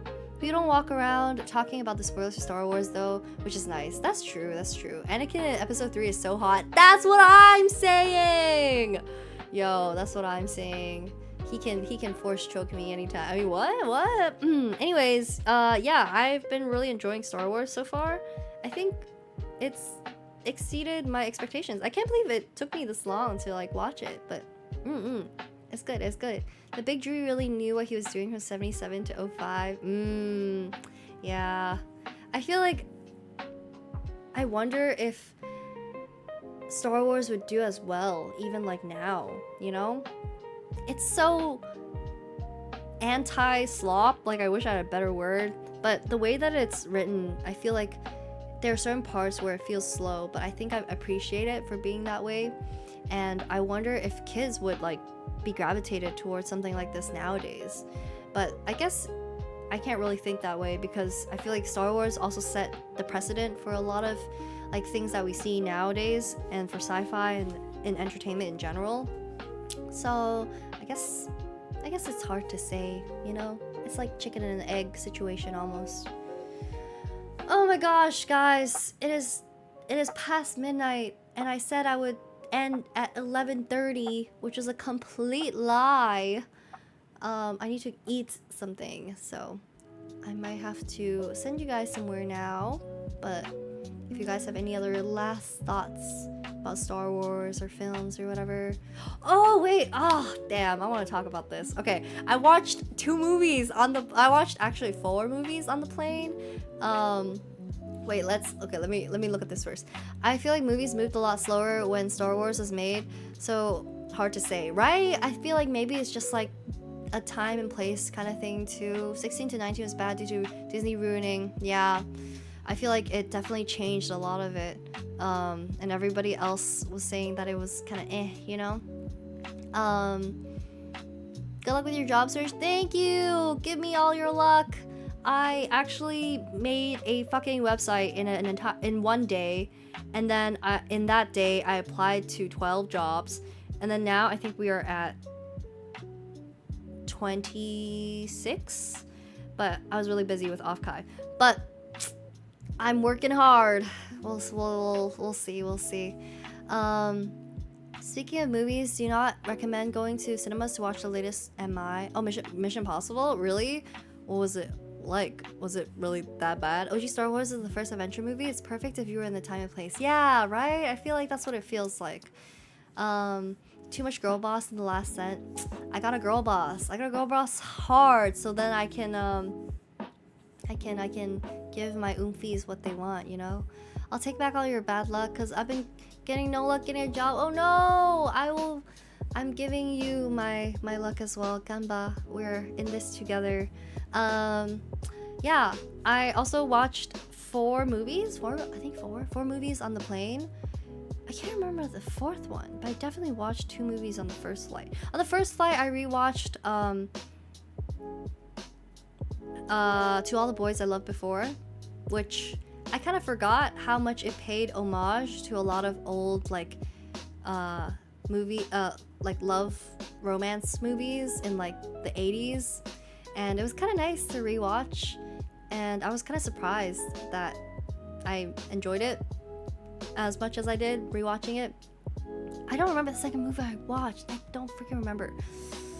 But after that, I watched Heretic, the horror movie, which was with Hugh Grant, and it was really good actually. I really liked it. But it was more gory-ish or like body horror-y than I thought it would be, which I was not really trying to watch while eating some terrible airplane food, you know? But it was pretty good. Heretic was pretty good. There's some pretty good, I guess, scenes and quotes in there. And I really like Hugh Grant. He was kind of hot in it. He was kind of a gross old man, but he was also kind of hot in it. Would you get trapped in his house, Umi? That's a good question. That's a good question. I mean, Hugh Grant? Yeah, you know, why not, right? And then after that, I watched Beetlejuice, cause yeah, Beetlejuice, Jenna Ortega, but also I was a little and Winona Ryder, but I was a little disappointed because I thought it was gonna be musical, but it was not, and I'm kind of tired of these movies that were musicals becoming non-musicals. What's wrong with musicals? I like music. Come on. But other than that, it was pretty good. Yeah, I watched it because I needed something more chill after watching Heretic. But yeah, I do enjoy watching horror movies, but I don't feel like I watch too many horror movies on the plane. Okay, alright. Disney has been shoving these terrible shows and movies down our throats for the last 6 years, right? At least Mandalorian, and I've heard Mandalorian was good, and then I've heard, what's the other one you guys were talking about? Andor? Yeah, I've heard Andor was really good too. So hopefully they realize that they need to figure out what they're doing. Because I do know part of it is that like, I think they just needed to pump out stuff for Disney Plus or something, which is so sad. Musicals are polarizing from what I hear from my friends. Half really hate them. Yeah, I do realize a lot of people hate musicals, which is sad. I watched Wicked with a friend who didn't know that it was gonna be a musical, and when they started singing, she was like, she was like, is it gonna be like this for the rest of the show? And I'm like, yeah. it's a musical. And they're like, oh wow, they're just randomly singing. And I'm like, yeah, that is what happens. I just saw Book of Mormon and loved it. Oh, I watched Book of Mormon a couple years ago. I really liked it. It was pretty funny. I enjoy comedy musicals a lot. I feel like they go really well together. As much as I love like a good dramatic one where the songs like really hit and they're really sad and dramatic and they're belting and this and that, I just think comedy musicals work really well. I think, yeah. Disney pumping out stuff because as will all things, it's just volume until the ship sinks now. Yeah, I'm looking around and it feels like a lot of ships are sinking, you know? Musicals are fun, but only if the songs are good. I agree. I heard Amelia Perez was pretty bad, and I didn't believe it. And then my friend showed me a clip where like some dude is like some doctor dude is singing because they're doing like trans surgery on someone, but then they're just like singing like vagina. It's crazy. I literally thought it was a joke. Like, I thought people memeing it was like actually just memeing it, but no. I was like, this is just straight from the movie. Unedited is insane. Amelia Perez was definitely 100% a Nepo baby win. It's an insane movie. I hear it's pretty good. I like to watch it. Maybe I'm watching these scenes out of context, but I saw like a clip clip compilation I watched through with a couple friends, and it's so insanely bad. Like, the songs are not great, and it's really weird, like kind of awkward moments, I guess. So maybe I'm missing parts of the context, but I don't know, man. It's kind of crazy. And also, so one of my friends who was watching with me, she's from Colombia, and she was saying it kind of feels like the film is it's like somebody didn't study like Mexico at all. They just took a video of something that they thought looked like Mexico, and then they put an orange filter over it. She was like, I feel like that's what they were doing to like, yeah, I heard it got some backlash from the Spanish community. Yeah, that's what she was saying. She was like, it feels weird. She was like, it felt like the dude did no research. Yeah, so interesting. But hey, I've watched bad movies, so I am kind of curious. I'm always down to watch like a trashy or a bad movie, you know? Yeah. Okay, I am gonna send you guys somewhere. I just saw that you guys clipped me, and the only two freaking clips of me are just me talking about Darth Vader and then okay, let me send you guys somewhere. Let's see. Thank you for hanging out with me, guys. I am... Oh! Dibbolus, thank you for the follow. I'm gonna be streaming tomorrow and the day after. Tomorrow is ZZZ Day, I think. Yes, tomorrow's ZZZ Day. And then the day after, I'm doing an art stream. That's what I'm doing. Okay, let's see. I'm gonna send you guys to BB maybe. Yeah, since they're just chatting too. I only got a chance to talk to BB like very quickly, and she's so freaking pretty, man. I was so nervous. She was next to our booth, like next to me and Say's booth, or me, Say, and Q's booth. So on the first day I was there, And then I was so nervous to talk to her because she looked so cool and she was like always working, so I didn't want to like, you know. And then I was behind her because I went to help out Maya and Xiao's booth, and then I finally ended up saying hi, but I was so nervous. Okay. They're also doing an offkai recap, so that looks like a good place to send you guys. Yeah.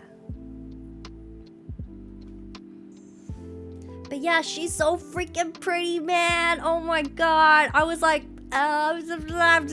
you're so pretty. But yeah. Okay, I'm gonna send you guys there.